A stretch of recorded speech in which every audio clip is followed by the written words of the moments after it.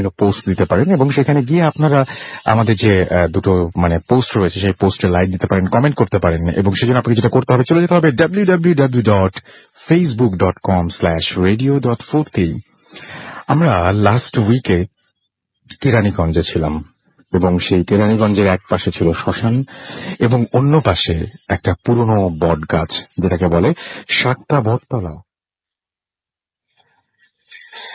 বিভিন্ন ঘটনা শেয়ার করেছি এবং আপনাদের অনেক সেই জন্য প্রশংসাও পেয়েছি এবং ভবিষ্যতে আমাদের করার ইচ্ছা আছে এরকম শো বারবার।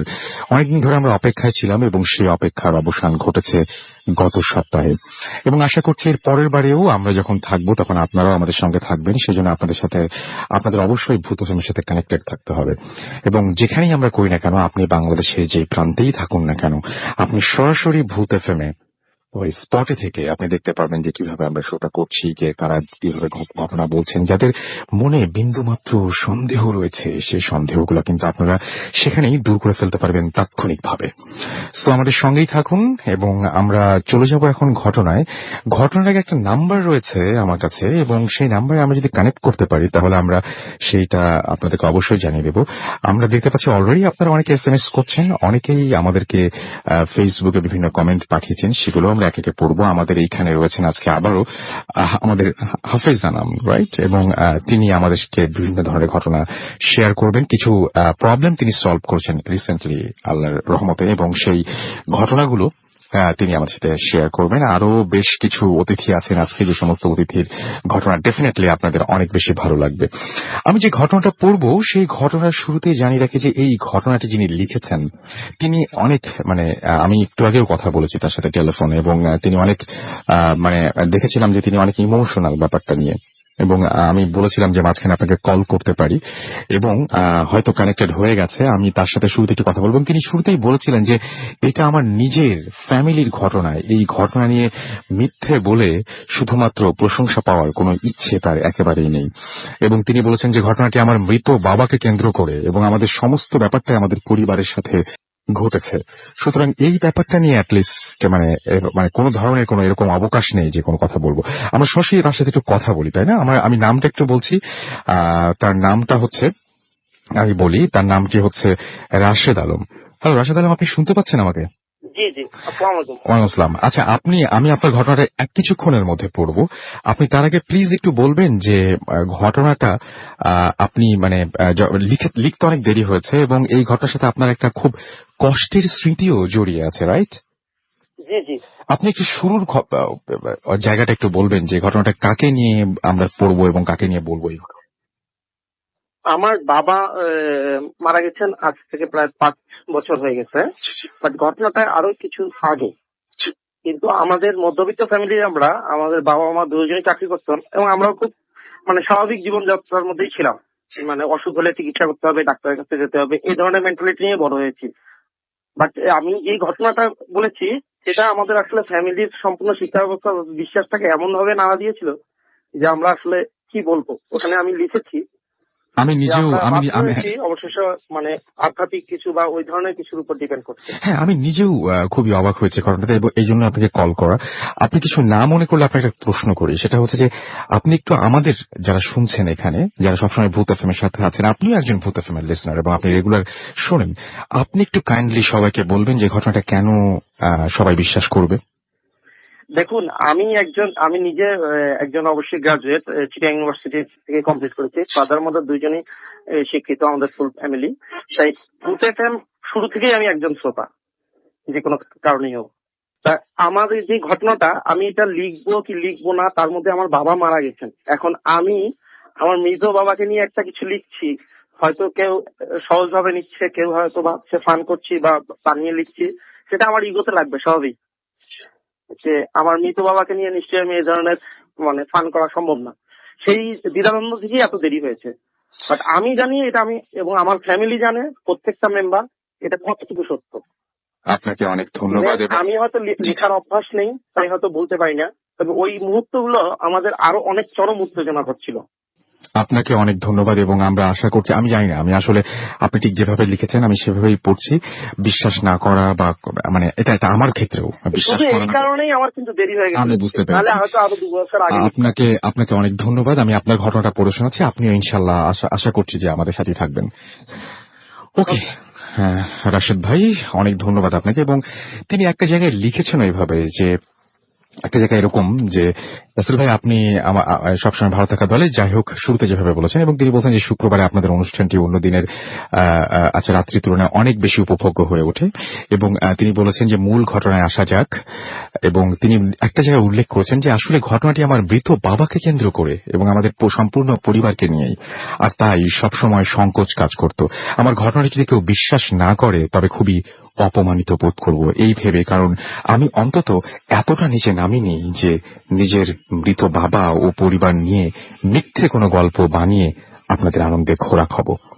আসলে ঘটনাটি আমাদের মতো একটি আধুনিক শিক্ষিত পরিবারকে বাধ্য করেছিল অদৃশ্য কোনো শক্তিকে বিশ্বাস করতে, বা মানে অদৃশ্য কোনো ঘটনা, মানে এরকম যে ঘটনা ঘটতে পারে এটা তা বিশ্বাস করতে তিনি বাধ্য হয়েছিলেন তারা। আচ্ছা, শোনা যে ঘটনাটি আমি ঠিক যেভাবে লিখেছেন সেভাবে পড়ছি, এবং আমি কাউকে বিশ্বাস করতেও বলছি না, কাউকে অবিশ্বাস করতেও বলছি না, এটা পুরোপুরি যার যার ব্যাপার। এবং আমি বিশ্বাস করছি না অবিশ্বাস করছি সেটা আমি বলছি না। ঘটনাটি বাবার মৃত্যুর প্রায় 8 বছর আগে। সেদিনটি আর অন্য 10 দিনের মতোই স্বাভাবিকভাবে চলছিল। তখন দুপুরবেলা আমি স্কুল থেকে এসে বাসার উঠানে খেলছিলাম। হঠাৎ দেখলাম একজন মানুষ বাবাকে ধরে ধরে বাসার ভেতরে ঢুকছে। বাবার সাদা শার্ট রক্তে লাল হয়ে গেছে। সাথে সাথে মার অফিস থেকে ফোন করা হলো। মার অফিস কাছে হওয়ার কারণে মা 5 মিনিটের মধ্যেই চলে এসেছেন। অ্যাম্বুলেন্সকে আগেই ফোন করার কারণে এরই মধ্যে অ্যাম্বুলেন্স চলে এসেছে। বাবাকে সাথে সাথে অ্যাম্বুলেন্সে করে একটি মেডিকেল কলেজে নিয়ে যাওয়া হলো। আমাকে বাসায় রেখে মা এবং আমার 2 ভাই ও আমার বড় বোন বাবার সাথে মেডিকেলে চলে যায়।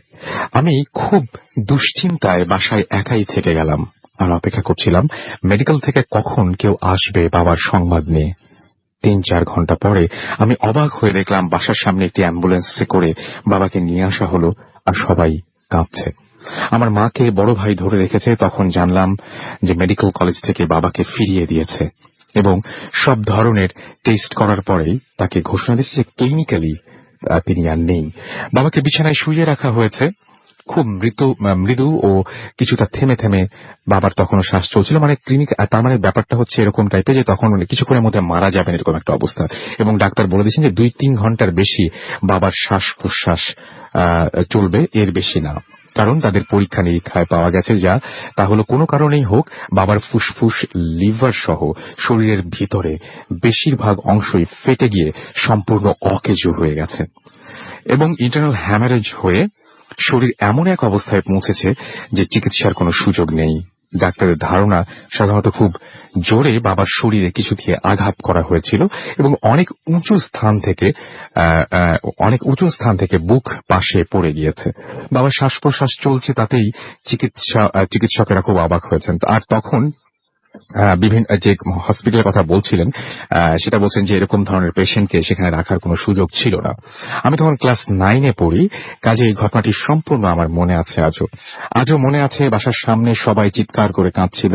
আমাদের গ্রামের সকল আত্মীয় স্বজনকে খবর দেয়া হলো, এমনকি বাবার লাশ কোথায় দাফন করা হবে তা নিয়েও কথাবার্তা শুরু হয়ে গিয়েছিল। কারণ আমরা সেই এলাকায় থাকলেও আমাদের আসল বাড়ি ফেনী।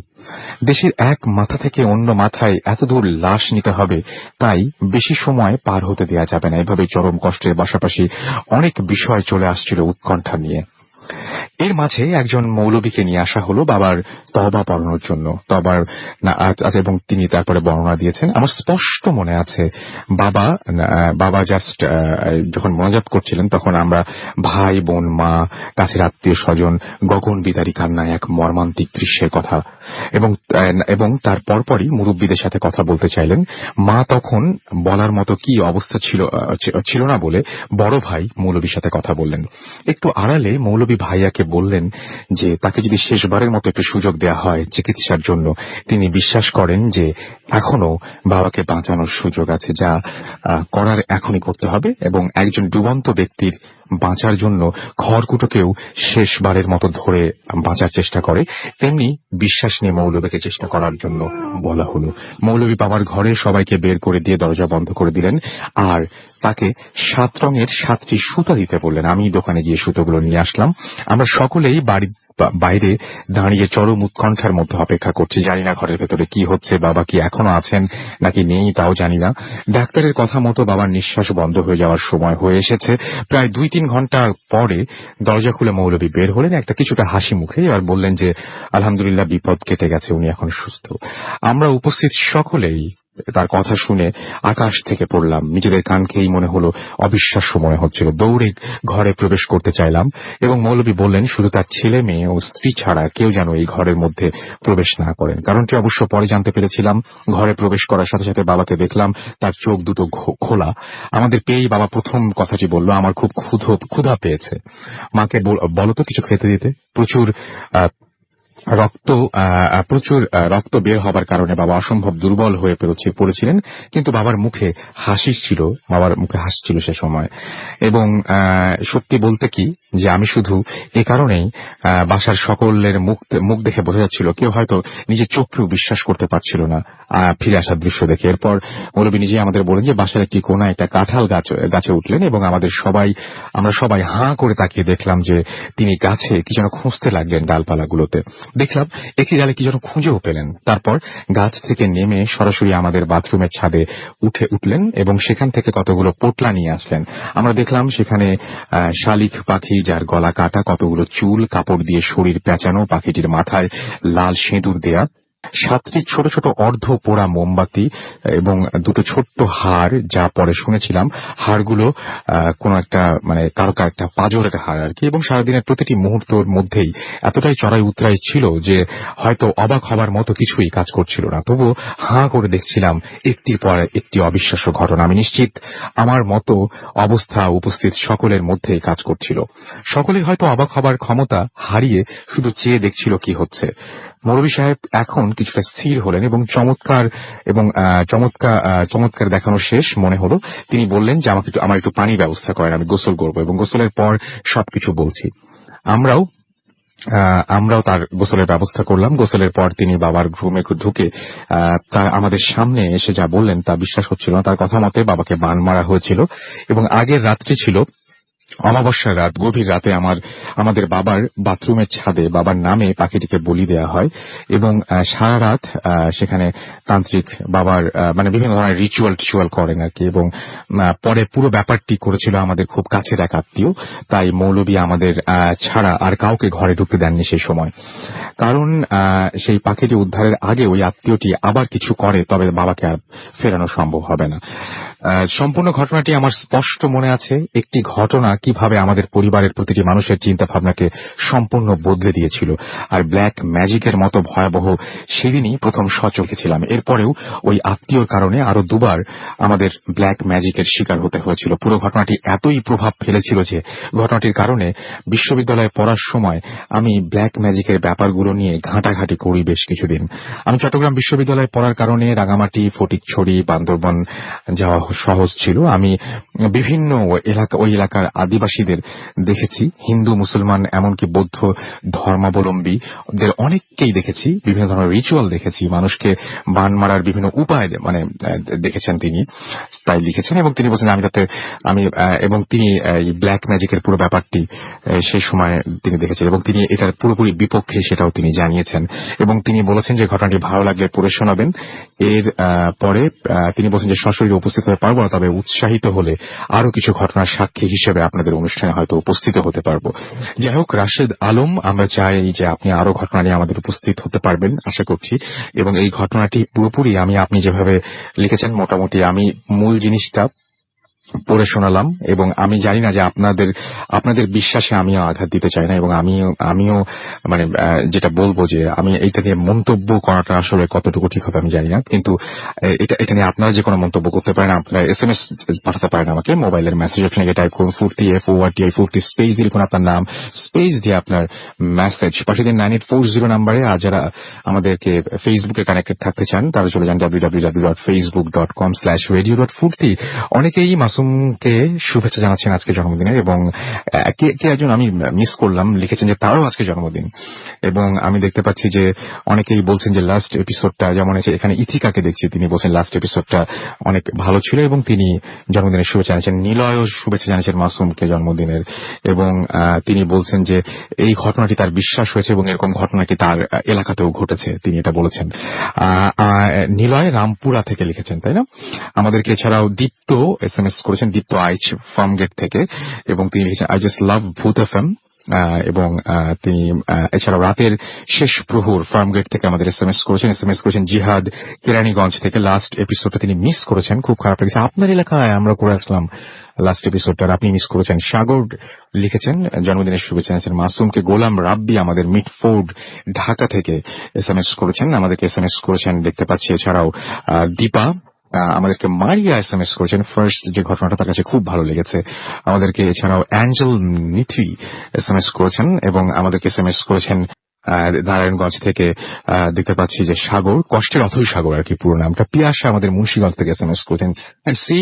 আপনারা যদি ঘটনা ভালো পাঠান, আমরা সেই ঘটনাগুলোই আপনাদের সাথে শেয়ার করি। আপনারা যদি খারাপ ঘটনা পাঠান, আমরা সেটাও শেয়ার করি, কারণ আপনাদের উপর নির্ভর করতে হয় আমাদের পুরোপুরি। আমরা এখানে ঘটনা বানিয়ে বলতে পারি না, এবং আমরা কোনো ঘটনা আপনারা মানে পাঠানোর পরে সেটা রং চং মাখিয়েও বলতে পারি না। সো এরকমই হয় আসলে ব্যাপারটা। সো আপনাদেরকে রিকোয়েস্ট করবো যে আপনারা আপনাদের জীবনের সেরা ঘটনাগুলো পাঠিয়ে দেন আমাদের কাছে। একটা ঘটনা রয়েছে, আমরা ঘটনাটা নিব না, একটা ব্রেক দিলে ভালো হয়, একটা ব্রেক দিলে মনে হয় ভালো হয়, তারপরে আমরা একটা টানা ঘটনা শুনবো। সো একটা ছোট্ট বিরতিতে যাচ্ছি, আমাদের সাথে থাকুন, কোথাও যাবেন না। Stay tuned two radio Furti and don't stop the ফুর্তি। Bhoot FM. The night comes alive.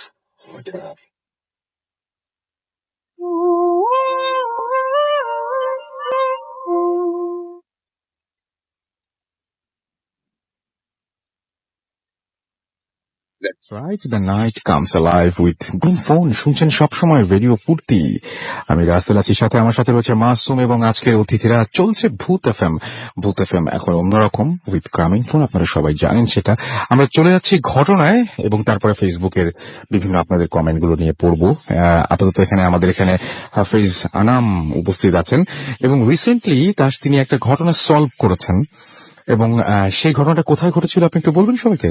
জি, হাজারিবাগে কি হয়েছিল সেখানে একটু বলবেন? আসসালামু আলাইকুম রহমতুল্লাহ। রাসেল ভাই প্লাস মাসুম ভাইকে আমি ধন্যবাদ জানাচ্ছি। মাসুম ভাইকে হ্যাপি বার্থডে টু ইউ। আমার আজকে একই দিনই জন্মদিন। আচ্ছা, আপনার আজকে? জি। তো যাই হোক, সবার কাছে দোয়া দরখাস্ত। তো এই যে ঘটনাটা হলো ধানমন্ডি এলাকায় হাজারিবাগে ঘটে যাওয়া এক হাজি সাহেবানের সাথে। তিনারা হাজারিবাগে থাকে, 3 তলা বাড়ি তিনাদের। তো তিনারা হলো 2 তলা, পুরাটা হলো তিনারা মিলে থাকে। তিনার একটা সন্তান আছে, 3টা রুম। এক রুমে তিনি থাকে, আরেক রুমে হলো তিনার ছেলে, আর ডাইনিং স্পেসটা খালি থাকে। তো যে সমস্যাটা, তিনার যখন রাতের বেলা ঘুমাতো, তখন ডাইনিং স্পেস থেকে একটা কান্নার আওয়াজ পেত, যে কে যেন কাঁদতেছে। আর কান্নার আওয়াজটা এরকম ছিল, বয়সটা তারা আর কি ধরতে পারছে প্রায় আর কি 20 থেকে 25 বছর হবে, এরকম একটা মেয়ের কান্নার আওয়াজ তারা পেত। খুবই ভয় পেত। তারপরে এরকম প্রাথমিক দেখা যায় প্রায় 1 সপ্তাহ চলে যায়, অনেক ভয় পায়। পরে রেগুলার আর কি এটা হয়। মসজিদের ইমাম সাহেব হুজুরের কাছ থেকে পানি পড়া আনলো, আর অনেক তদবির আনা হলো। পরে এটা কিছুদিন ভালো থাকে তারা। পরে কিছুদিন পরে আবারও একই প্রবলেম দেখা যায়, আর আরো বেশি উত্তাপ মনে হয় কি আরো বেশি বেড়ে যায়। তো আগে তো মনে করেন এরকম কান্নার আওয়াজ পেত, আর এখন দেখা যায় বাসায় আপনার উত্তাপ করে, যেরকম লাইট অন করে আবার অটোমেটিক অফ করে দেয় এরকম। তখন শীতের দিন ছিল, দেখা যায় শীতের দিনে ফ্যান ছেড়ে দিলে তো এটা অসহ্যকর। পরে তিনি যখন ফ্যান আবার অফ করতে দিত, পরে আবার তিনি হাত দেওয়ার আগে কে যেন সুইচ অফ করে দিত। এরকম একটা জ্বালা যন্ত্রণার ভিতরে আর কি ছিল তিনারা, এরকম অনেক আর কি। তো এক পর্যায়ে তিনারা আবারও মসজিদ ইমাম সাহেব হুজুরের কাছ থেকে তদবির আবার নেয়। তো নেওয়াতে দেখা যায় তাদের দুদিন পরে, দ্বিতীয়বার যখন আর কি তদবির টানে, পরে দুদিন পরে রাত্রে বেলা মনে করেন 1টার পরে আর কি এই সমস্যাটা দেখা দিত। পরে অদৃশ্য থেকে কে যেন বলতেছে আর কি একটা মেয়ের কণ্ঠে, যে তোরা আমাকে এই, থামাতে চাস না, তো তোরা যত আমাকে এখানে আসতে দিবি না, এরকম কিছু করবি, তো আমি তত বেশি উত্তাপ করবো, অর্থাৎ তোরা আমাকে এখান থেকে সরিয়ে ফেলতে পারবি না, এরকম বলতো। পরে তাদের ভিতরে আরো ভয় ভ্রান্তি এটা সৃষ্টি হইতো, আর কারো কাছে বলতেও পারতো না ভয়ে, আর কারো বিশ্বাস করে কিনা। ভাড়াটিয়া থাকতো নিচতলা, উপরেও থাকতো, তিনার 2 তলায় থাকতো। তো তিনা দেখা যায় আরেকদিন হলো ঘুমাইছে হাজি সাহেবান রাতের বেলা, দ্বিতীয় পরে তদবিরের পরে ঘুমানোর পরে কে যেন রাত্রিবেলা তিনি তাহাজ্জুদ নামাজ পড়ে শুইছে, তখন তিনি অনুভব করলো তিনার মাথায় কে যেন হাত দিয়ে হাত বুলিয়ে দিতেছে, এরকম আর কি। তো দেখা যায় কাউকে দেখলো না তিনি, আর মাথায় হাত দিলেও কারো হাত বাজে না, কিন্তু কে জানি মাথাটা আর কি নাড়াচাড়া করে দিতেছে, এরকম স্পষ্ট তিনি আর কি অনুভব করেছিলেন। জি জি। তো এই মাথা প্রথমে দিয়েছে, পরে আবার হাত, ঠিক আছে, পরে আবার পা, এরকম। জি। তো অনেক ভয় পায়। পরে আবার দেখা যায় তিনি উঠে ছেলেকে ডাক দিল, কিন্তু ছেলে শুনে না, অনেক জোরে জোরে ডাক দিচ্ছে কিন্তু ছেলে শুনে না। পরে আসলে কিন্তু শোনার কথা পাশের রুমই, যাই হোক। পরে ফোন দিল, ফোন দেওয়ার পরে তারপর বললো যে বাবা তুমি একটু এই রুমে আসো। পরে আসার পরে এরকম ঘটনা শেয়ার করলো যে এরকম এরকম, আমি এখন কি করবো বলো।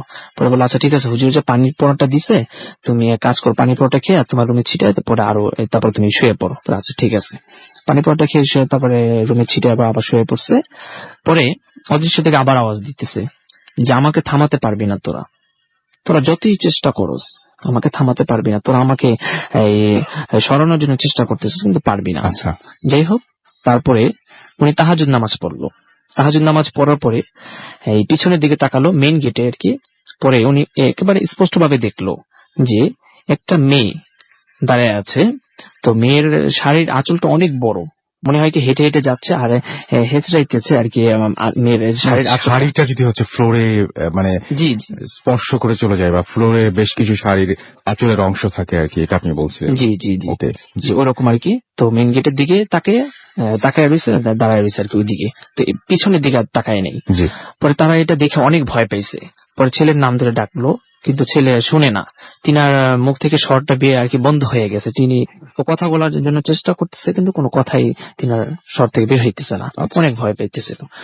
তো পরের দিন সকালবেলা আবারও হুজুরের কাছে এই ঘটনা শেয়ার করা হলো। হুজুর আবারও তদবির দেয়, আবারও একই সমস্যা, যত বেশি তদবির আন তত বেশি সমস্যা। আচ্ছা, পরে তদবির আনার পরে সকালে দুপুরে যখন রান্না করতে গেল, তখন যখন হলুদ মরিচ ইত্যাদি রান্না করে থাকে, তো ওই আপনার আমাদের বাসায় ডিব্বা বলে অনেকে, আচ্ছা আপনি বলেন, বুঝবে সবাই। ডিব্বার হলুদের যে ডিব্বাটা থাকে ওইটার ভিতরে তাবিজ পেল অনেকগুলো, আর তাবিজগুলো এমন লেখা ছিল তারা ভাষা বুঝতো না, ওই ভাষাটা।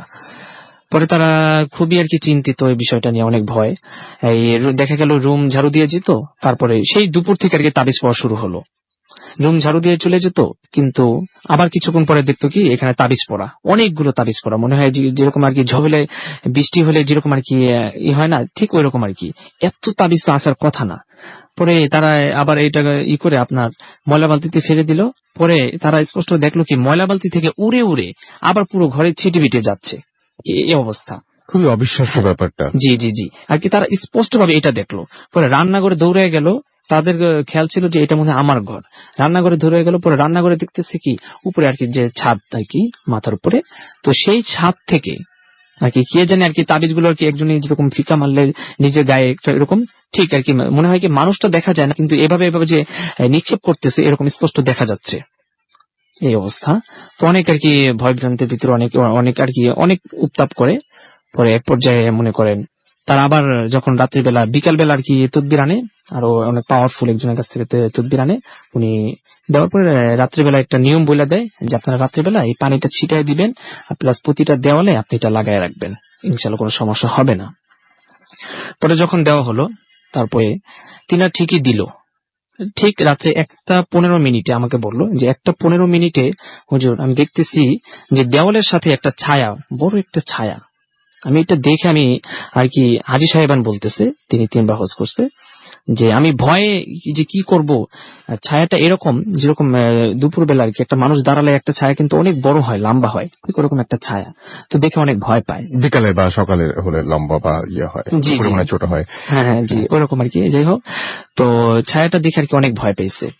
ভয় পাওয়ার পরে তিনার ওইটা বলতেছে, ছায়া আর কি কথা বলতেছে, হাজী সাহেব স্পষ্ট ভাবে শুনছে যে কথাটা, যে তুই কি তোর নাতি হবে তুই এটা আশা করস, বা তোর নাতি হবে তুই এটা আশা করস? যা হোক, একটা বৌমার, হুমকি দিচ্ছে আর কি। হ্যাঁ, তোর বৌমার কখনো বাচ্চা হবে না। তো এরভাবে একটা হুমকি দিল। হুমকি দেওয়ার পরে তিনি আশ্চর্য হয়ে গেল যে কি ব্যাপার, এই কথাটা বললো। পরে আরো বেশি ভয় পায়। পরে তিনার ছেলেকে আর কি তিনি ডাক দেয় যে বাবা এখানে আসো, কথা শুনে যাও, আমি এরকম এরকম এই কথাটা শুনছি, এরকম দেখছি। পরে বললো কি না মা, তুমি এটা ভুল শুনছো, এটা কি আর এরকম বলতে পারে? বিশ্বাস করলো না। ফজরের পরে আবার এরকম তদবির আনা হলো, একই সমস্যা, যত আনে ঠিক তত আরো বেড়ে যায়। পরে এক পর্যায়ে দেখলো কি, আপনার এই তৃতীয় তদবিরটা যেদিন আনলো তার 3 দিন পরে যখন তাহাজ্জুদ নামাজ পড়লো, খাটের নিচে কে যেন আপনার ওই যে যেরকম দরজা নক করে টক টক টক করে এরকম আওয়াজ হয়, খাটের নিচে কে যেন এরকম আওয়াজ করতেছে, কে যেন আওয়াজ করতেছে। পরে তিনি ভয় পেল এবং খাট থেকে নামলো অনেক সাহস করে, টর্চ লাইট নিয়ে। পরে আপনার লাইট তো অন করতে হবে একটু দূরে যে। পরে তিনি লাইট নিয়ে, টর্চ লাইট নিয়ে আপনার খাটের নিচে মারলো, দেখলো যে কিছুই না। আবার তিনি উঠে পড়লো, পরে আবার একই আওয়াজ, একটা ভয় কাজ করতেছে যে কে এটার নিচে। পরে আবার যখন মারলো, স্পষ্ট ভাবে হাজী সাহেবান দেখলো তিনারি রূপে, তিনি যে শাড়ি পরা আছে বর্তমানে আর কি, তখন যে ছিল ওই একই শাড়ি, একই ডিজাইন, একই হাতে বালা, ঠিক একই রকমের ডাবল আরেকজন, জি জি, তারই মতো। আরেকজন আর কি খাটের নিচে, খাটের নিচে তার মতোই আরো একজন। জি জি, তারই মতন একজন। তো আমার খুব লাগতেছে। হ্যাঁ, আমার নিজেরও খুব আজব লাগলো যে আমি যদি আসলে খুটখাট শব্দ শুনি এবং খাটের নিচে তাকে যদি আমাকেই দেখি। হ্যাঁ হ্যাঁ হ্যাঁ, ঠিক আছে, এটা দেখলো, একটা আশ্চর্য লাগে না? পরে এটা যখন দেখলো তিনি ভয়ে একটা চিৎকার মারলো, কিন্তু চিৎকারের কোনো স্বর বের হলো না। পরে তিনাদের সন্তান জানে যে মা এই টাইমে তাহাজ্জুদ নামাজ পড়তে উঠে, তো আমি একটু মাকে যা দেখি যে কি অবস্থা, মা তো এমনি একটু বেশি ভয় পায়। আগে থাকতে বলে নেই যে ওই বাসার ভিতরে 4জন থাকতো, হাজী সাহেবান, তিনার সন্তান এবং তিনার বৌমা এবং দেখা যায় কাজের মেয়ে থাকতো আর কি, বুয়া। তো যাই হোক, তো এটা ভয় পায় আর কি, খুব ভয় পেয়ে আর কি সেন্স হারায় ফেলে। পরে ছেলে এসে দেখে কি যে মা এরকম সেন্স হারানো অবস্থায়। এটা দেখে ও আর কি চিৎকার অনেক মারে। তারপরে আপনার পানিটা যখনই আপনার ওখানে ওই হাজী সাহেবানের গায়ে যখনই পানিটা ছিটানো হয়, ওই যে পরা পানিটা, তৃতীয় তদবির পর যে পানিটা আনা হয়, সে পরা পানিটা দেওয়ার সাথে সাথে মনে হয় কি কারেন্টটা চলে গেল, সাথে সাথে কারেন্ট চলে গেল, একটা আশ্চর্যময়। কিন্তু হাজী সাহেবান সাথে সাথে উঠলো, তিনি ঠিকই উঠতে পারলো, হ্যাঁ, কিন্তু তার এই কারেন্ট নাই। এখন কি করবে? পরে কারেন্ট এখন আবার তারা আবার কি করলো, লাইট অন করতে গেছে তখন আবার দেখে যে কি যেন অটোমেটিক আবার লাইট অন করে দিছে এরকম। পরে হাজী সাহেবান স্পষ্ট ভাবে দেখলো, আবার গেটের দিকে তাকাইলো, যে তিনার দিকে তাকায় রয়েছে এক ওনার মতনই হুবহু ডাবল আর একটা মানুষ। আসলে ঘটনাটা কি ছিল, ওখানে সমস্যাটা কি ছিল আপনার মনে হয়? আসলে কি সমস্যাটা অনেক বড়, তো যাই হোক আমি সংক্ষিপ্ত করি। ওটা হলো একটা আত্মার ওখানে সমস্যা ছিল। আসলে এক পর্যায়ে যারা কিছুদিন দেয় তারা তো জিনের ব্যাপারটা দেয়। আসলে কি রোগ একটা হলে যদি ঔষধ আরেকটা দেওয়া হয় তাহলে ওই রোগ কিন্তু ভালো হয় না, যার কারণে এই সমস্যাটা হয়েছিল। যাই হোক, পরে এক পর্যায়ে আল্লাহর মতে প্রবলেমটা, আমি যাই ওখানে, যাওয়ার পরে মাগরিবের পর থেকে প্রায় রাত্র 10টা পর্যন্ত প্রবলেমটা বের করতে পারতেছি না, কারণ জিন বা এই ধরনের কিছু হলে তো এটা সহজে বের করা যায়, কিন্তু আত্মার এটা সহজে এটা পারা যায় না, অনেক প্রচেষ্টার পরে। আপনি বলতে চাচ্ছেন যে এরকম আত্মা নিয়েও অনেক ঝামেলা হয়? জি হয়। আচ্ছা, তো দেখা যায় আল্লাহর মতো এটা দেখলাম 10টা পর্যন্ত। পরে আমি সমস্যাটা দেখার পর আমি তাদের সাথে বললাম, আচ্ছা সত্য কথা বলবেন? হ্যাঁ বলবো।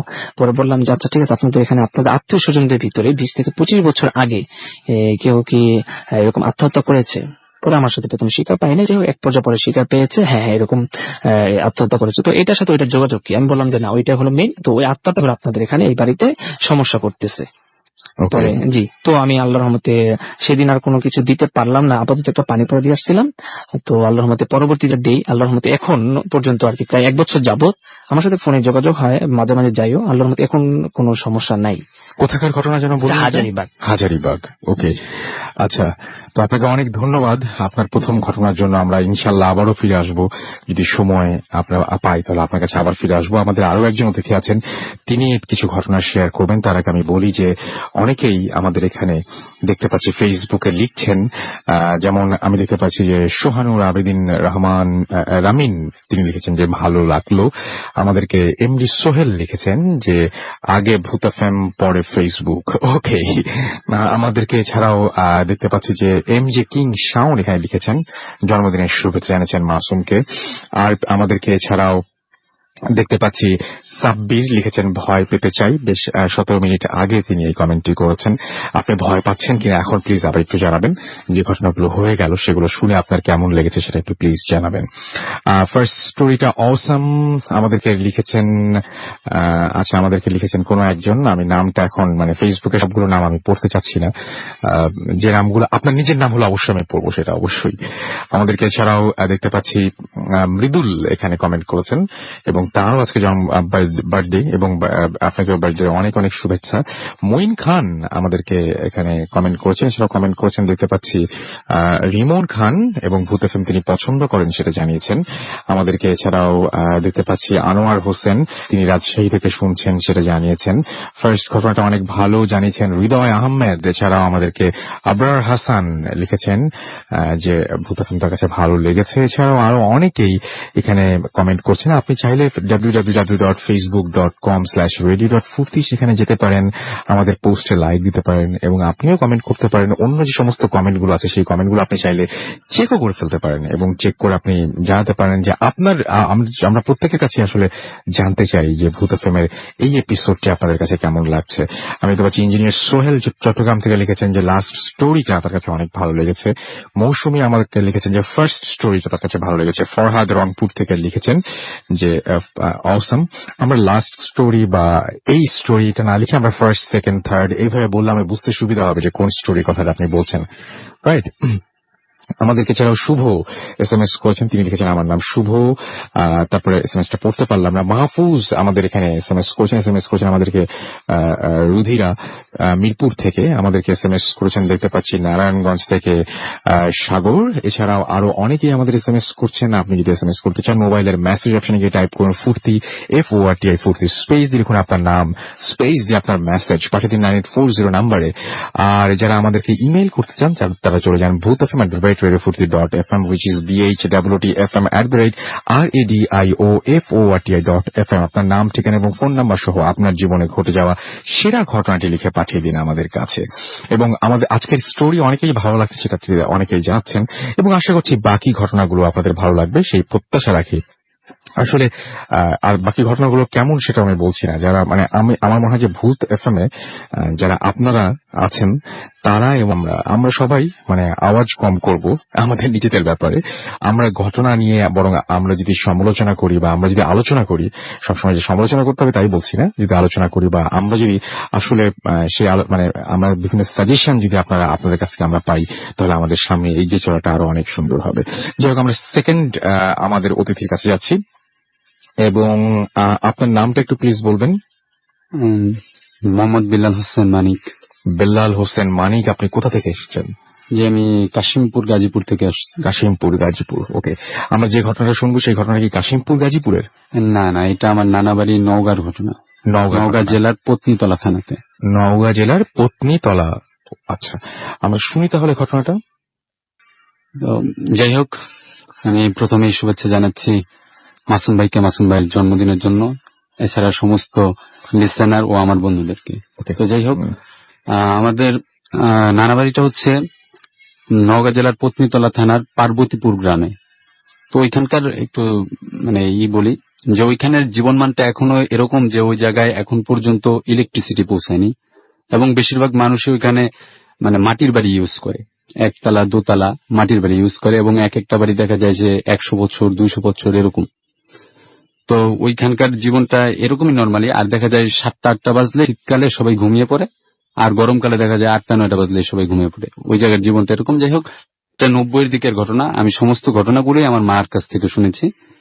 তো এটা আমার বড় খালার যে ছোট মেয়ে, তার নাম আয়না। তো যাই হোক, আমার আয়না আপার ঘটনা। উনি বিয়ে হয় পাশের গ্রামেই। তো ওইটা আরো মানে অজপাড়াগার। তো পাশের গ্রামে বিয়ে হলে ওনার বিয়ে প্রথমে তেমন কোনো সমস্যা হয় না, 90-এর দিকে বিয়ে হয়। তার 2-1 বছর পরে প্রথম সন্তান হওয়ার পরেই যার নাম থাকে তাসলিমা, আমার বড় ভাগ্নি। তো তার জন্মগ্রহণের কিছুদিন পর থেকে আমার খালাতো বোন উল্টাপাল্টা আচরণ শুরু করে, তার চোখ লাল হয়ে যায়, কখনো সে দেখা যায় যে হাজবেন্ডকে মারধর করে, দেখা যায় তার মেয়েকে মেরে ফেলতে চায়, এরকম কাজকর্ম করতে থাকে। তো আমাদের ওই এলাকার মধ্যে এগুলো আসলে সাধারণত হয়েই থাকে। আপনি বলছিলেন যে আপনাদের এলাকাটা খুবই হন্টেড, মানে হ্যাঁ, খুবই হন্টেড। হুম। মানে ওইখানে মানে এগুলো হয়েই থাকে, এগুলো গ্রামবাসীর কাছে নর্মাল। যে এমন অবস্থা, বিলের ভূতগুলোর সাথে গ্রামবাসীরা মাঝে মধ্যে মারামারি করতে করতে বাড়ির দিকে আসে, এরকম তাদের হয়েই থাকে। তো যাই হোক, তারা এগুলো নর্মালি হিসেবে নেয় এবং তারা দেখা যায় যে এরকম বেশি প্রভাব পড়লে কবিরাজের কাছে যায়, আর এরপরে কাজ না হলে তারা জিনের ট্রিটমেন্ট জিনকে দিয়ে করায়। ওইখানে বেশ কিছু লোকেশন আছে যেগুলোর মধ্যে জিনকে দিয়ে জিনের ট্রিটমেন্ট করানো হয়। তো যাই হোক, তারা প্রথমে কবিরাজ দিয়ে করানোর চেষ্টা করে, কাজ হয় নাই। মানে কবিরাজ অনেকভাবে চেষ্টা করছে, তাকে তাড়াইতে পারেনি। এই তো মানে তার বংশ নাকি অনেক বড়, ওই জিনের বংশ অনেক বড়। তো তারপরে তারা ওই অন্য জিনের কাছে যায়, মানে জিনকে দিয়ে জিন তাড়ানোর জন্য। তো যাওয়ার কিছুদিন পরে তো তারা বলে যে আসলে সেই জায়গায় অনেক বছর যাবত আছে, সেই জায়গা ত্যাগ করতে চাচ্ছে না। তো সেই জায়গাতে থাকবে, কিন্তু তার উপর আর প্রভাব ফেলবে না, বাড়ির আশপাশ দিয়ে থাকবে, তার উপর অতটা প্রভাব ফেলবে না, আপনারা তার কোনো ক্ষতি করার চেষ্টা করবেন না। তো যাই হোক, এর মধ্যে দিনকে দিন যাওয়ার পরে তো এর মধ্যে আরেকটা জিনিস তারা বলে যে জিনরা সাপের রূপটা খুব পছন্দ করে, সাপ দেন তারপরে কুকুর। সো এরকম কোনো কিছু দেখলে আপনারা মানে সাপ মারার আগে অবশ্যই তুমি জিন না সাপ এটা বলে তারপর চেষ্টা করবেন। কারণ সে যদি এই কথাটা বলা হয় তাহলে জিন হলে সে চলে যাবে, আর যদি সাপ হয় সে যাবে না, তাকে তখন মেরে ফেলা হয়। তো যাই হোক, তাদের বাড়ির মধ্যে তারা বেশ কিছুদিন পর থেকে দেখতে পারে যে দিনের বেলায় অজগর সাপ 2টা 3টা 4টা অজগর সাপ এসে থাকে। তো এখন আগে থেকেই তাদেরকে বলা হয়েছিল যে এই ধরনের কোনো কিছু ঘটতে পারে। তো তারা এই জন্য ওই আমার দুলা ভাই ছিলেন, ওনার ভাই ছিলেন, ওনারা বাঁশ দিয়ে ওই অজগরকে তুইলে পাশে যে দরগা ছিল, দরগা মিন্স এগুলা বট গাছ তলের মধ্যে হচ্ছে মাটি দিয়ে ত্রিভুজ আকৃতির এক ধরনের কূপ করা হয়। তো এগুলোর মধ্যে গিয়ে ওনারা রেখে আসতেন। তো রেখে আসলে ওগুলো দেখা যেত আবার ওইখান থেকে নাই। তো এরকম বেশ কয়েকবার হওয়ার পরে রাত্রে ওইখানে যেহেতু ইলেকট্রিসিটি নাই, উনি হারিকেনের আলো খুব কম করে ওনারা ঘুমাচ্ছিলেন। তো ঘুমের মাঝখানে দুলাভাই হঠাৎ করে মানে সাপের ফুস ফুস শব্দ শুনতে পান। তো শোনার পরে উনি পাশে তাকায় দেখেন যে ওনার ওয়াইফকে একটা অজগর সাপ পেঁচিয়ে শুয়ে আছে। তো এটা দেখার পরে উনি আসলে যেহেতু হারিকেনের আলো অল্প ছিল, এটা দেখার পরে উনি প্রচন্ড ভয় পেয়ে যান, আর সঙ্গে সঙ্গে চিৎকার করেন। তো এরপরে অন্যান্য ভাই ওনারা উঠে আসেন বাড়ির মধ্যে, উঠে এসে দেখেন যে না, ওয়াইফের তো তখন আর কোনো সমস্যা নেই। তো এরকম যাই চলতে থাকে। তো এরপরে লাস্ট দেন তার দ্বিতীয় মেয়ে হয় আকলিমা, তারও জন্মের পর থেকে দেখা যায় বেশ কিছু প্রবলেম হয়, তো স্বাস্থ্যহীনতা এভরিথিং। তো আমি ঘটনার শেষের দিকে আসি, এটা 2004-05 দিকে আমার তৃতীয় ভাগ্নি লিমা জন্মগ্রহণের আগের যে ঘটনাটা। তো আমার খালাতো বোন মানে উনি ফিল করেন যে উনার পেটে ব্যথা হচ্ছে, এরকম টাইপের কোনো কিছু হচ্ছে, পেটে টিউমার জাতীয় কিছু হয়েছে, এরকম কিছু ফিল করেন। বাট ডাক্তার দেখানো হয়, নগর মধ্যে অনেক বড় বড় ডাক্তার দেখানো হয়, তো তারা তেমন কোনো কিছু ধরতে পারে না। আলট্রাসাউন্ড করে দেখে যে না, পেটে তো কোনো কিছু সমস্যা নেই। তো ব্যথার ট্যাবলেট দেওয়া হয়, ব্যথার ট্যাবলেট খায়। তো বিভিন্ন প্রায় এইভাবে অনেক মাস কাটার পরেও যখন দেখতে পারলো যে তার রোগের কোনো সমস্যা হচ্ছে না, তো তাদের পাশে একজন বললো যে এইসব তো আলগা জিনিসের সমস্যা হতে পারে, তো তুমি পাশের এক থানা আছে সাপাহার থানাতে চলে যাও, ওইখান থেকে এক মহিলা পানি দেয়, ওই পানি খেয়ে দেখো, যে কোনো ধরনের মানে সমস্যার সমাধান হয়ে যায় পেটের। তো উনি গেলেন, ওই পানি পান করলেন। পানি পান করার 1 সপ্তাহের মধ্যে উনি পেটের মধ্যে অনুভব করলেন যে বাচ্চার যে আঁচ, লাথি মারা, নড়াচড়া। নড়াচড়া এই ধরনের। তো এইটা ওনারা খুব অবাক হন যে ওই তখন এই ব্যথা শুরু হয়েছে প্রায় অনেক দিন যাবত, তো এখন বাচ্চা কোথা থেকে আসলো। তো এরপর তারা আলট্রাসাউন্ড করেন, দেখতে পারেন যে বাচ্চা আছে, এন্ড দেন সেটা প্রায় 18 মাস হয়ে গেছে। কি বলেন, 18 মাস? এটা কিন্তু আসলে খুবই, আসলে এটা আমি মানে আপনি অবাক। শিওর তো যে মাস্টার ব্যাপারে আপনি একদম শিওর তো? হ্যাঁ, মোটামুটি একেবারে শিওর, যেহেতু আমার মা বলছেন, আমি আমার আন্টি আপনার মা যেটা বলছেন আপনি সেটাই বলছেন? আমি সেটাই বলছি। আচ্ছা, তো বললেন যে 18 মাস এটা অসম্ভব একটা বিষয়, যে একটা বাচ্চা কিভাবে বেঁচে থাকতে পারে। আমি নিজেও অবাক হয়েছি, এটা 4-5 ঘটনা, তবে আমি তখন যথেষ্ট প্রাপ্তবয়স্ক ছিলাম। তো তারপরে বললেন যে ওনারা যখন সিজার করে অপারেশন করে দেখতে পারেন যে বাচ্চার যে নার্ভ গুলো, এগুলোতে পচনের সৃষ্টি হয়েছে।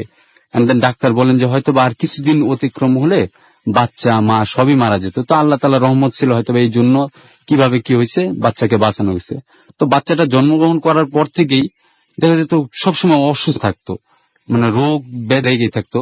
আর এখন তার বয়স প্রায় 9 বছর বয়স, কিন্তু তাকে দেখলে মনে হয় যেন এটা 5-6 বছর একটা বাচ্চা, মানে তার স্বাস্থ্যের অবস্থা এরকম। তো যাই হোক, ওর বয়স যখন 6 বছর বয়স, তখন ও যখন এটা 2011-12 দিকে 6 বছর বয়স, তখন ও একদিন ওই যে গ্রামের মাঠে খেলাধুলা করতেছিল। তো ওকে হঠাৎ করে মানে সবাই গ্রামবাসী দৌড় দিয়া ওর বাসার দিকে সবাই ওকে নিয়ে আসতেছে, বলতেছে বাচ্চা যেন কি খাইছে মনে হয়, বাচ্চার বুক জ্বালা পড়া করতেছে। তো গ্রামের সবাই ওই তাৎক্ষণিক হসপিটালে, পাশে থানার হসপিটালে নিয়ে যায়। নিয়ে যাওয়ার পরে দেখছে যে বাচ্চা বিষ পান করছে, বিষ জাতীয় কোনো কিছু। তো এরপরে তাকে যখন সুস্থ করা হয়, আমাদের আত্মীয় স্বজন সবাই থাকে, তখন তার মা তাকে জিজ্ঞেস করছিল যে কি ব্যাপার মনা, তুমি কি পান করছিলে, মানে গ্রামের ভাষা বলতেছিল, মনা তুমি কি খাইছিলা আর তোমার কে কি জিনিস দিল। তো ওই বাচ্চা বলতেছে কি যে কেন আমার এই জিনিসটা দিলি আর বললি যে খা, এটা খাইলে তোর ভালো হবে। তো তখন সবাই অবাক হয়ে গেল, যে তার মানে তখন আমাদের আত্মীয় স্বজনরা গ্যাস করতে পারছে যে এই জিনিসটা মানে ওই জিনটারই কাজ, যে কিনা তার মায়ের রূপ ধরে আসছে। তো দেন আবার তারা সেই আগের মানে জিনের কাছে, যে ভালো জিন যার কাছে ওনারা যেত, ওনার কাছে গেল এবং এই ধরনের কর্মকাণ্ড কেন করা হয়েছে। তো এরপরে যখন তার কাছে এই ধরনের বিষয়ে নালিশ করা হয়, তারা ওকে আবার আনে, আয়না মারধর করে, মানে ভালো জিন যারা, তারা ওই খারাপ জিনটাকে মারধর করে। তো করার এক পর্যায়ে সে বলে যে সেই 90-এর দিকে তাদের প্রথম সন্তান হওয়ার পরে, তো দুলাভাই একদিন উনি উনাদের বাড়ির ভিতরে একটা আম গাছ ছিল, আম গাছের ডাল কেটে ফেলে দেয়। তো ডালটা কাটার সময় ওই ডালের মধ্যে নাকি ওই জিন তার সন্তানকে বসাইতে গেছিল, বাচ্চা সন্তান। তো সে ডাল কাটার পরে সময় ডাল কাটার কারণে এরকম একটা ডাল কাটার problem কারণে সে হয়েছে। পড়ে যায়, পড়ে গিয়ে তার পা ভেঙে যায়। এই জন্য সে মানে তার প্রতিশোধ নিতে চায়, সে তার মানে তার সন্তানকে সে বাঁচতে দিবে না। তো যাই হোক, আমি ভেবেছিলাম যে এরপরে সম্ভবত আর কোনো সমস্যা হবে না, বাট রিসেন্টলি আমার মা এপিসোডে আসার আগে শুনতে পারলাম যে সমস্যাটা এই বছর জ্যৈষ্ঠ মাসে গিয়েও আমার মা শুনতে পারলো যে বাচ্চা নাকি এখন 9 বছর বয়স, স্কুলের ক্লাসে নাকি নাক মুখ দিয়ে রক্ত বের হয়েছে। বাসায় যখন আসা হয়েছে, মা সেবা যত্ন করতেছিল বা অন্যান্য আত্মীয় স্বজনরা ছিল, তো বাচ্চা নিজে মানে হঠাৎ করে চোখ লাল হয়ে গেল। সে বলতেছে তুই যতই চেষ্টা কর, তোরা মানে তোর মেয়েকে কোনোদিনও বাঁচাতে পারবি না। সে অন্য কারো ভয়েস নিয়ে কথা হ্যাঁ, বলছে। অন্য কারো বয়সে ওই Okay, বয়স। বুঝতে পেরেছি। তার মানে সমস্যা এখনো চলছে আপনাকে। সমস্যা এখনো রানিং। আপনাকে অনেক ধন্যবাদ আপনার ঘটনার জন্য। আমি দেখতে পাচ্ছি অনেকে SMS করছেন, সেই SMS গুলো নিয়ে একটু পরে আসি। আপাতত আমরা একটা যেটা করবো সেটা হচ্ছে ছোট্ট বিরতিতে যাব, এবং বিরতির পরে আমারও ফিরে আসছি আপনাদের SMS, আপনাদের কমেন্ট সবকিছু নিয়ে। সেই পর্যন্ত আমাদের সঙ্গেই থাকুন। Stay tuned for Radio Furti and don't stop. The night comes alive with Brahmin.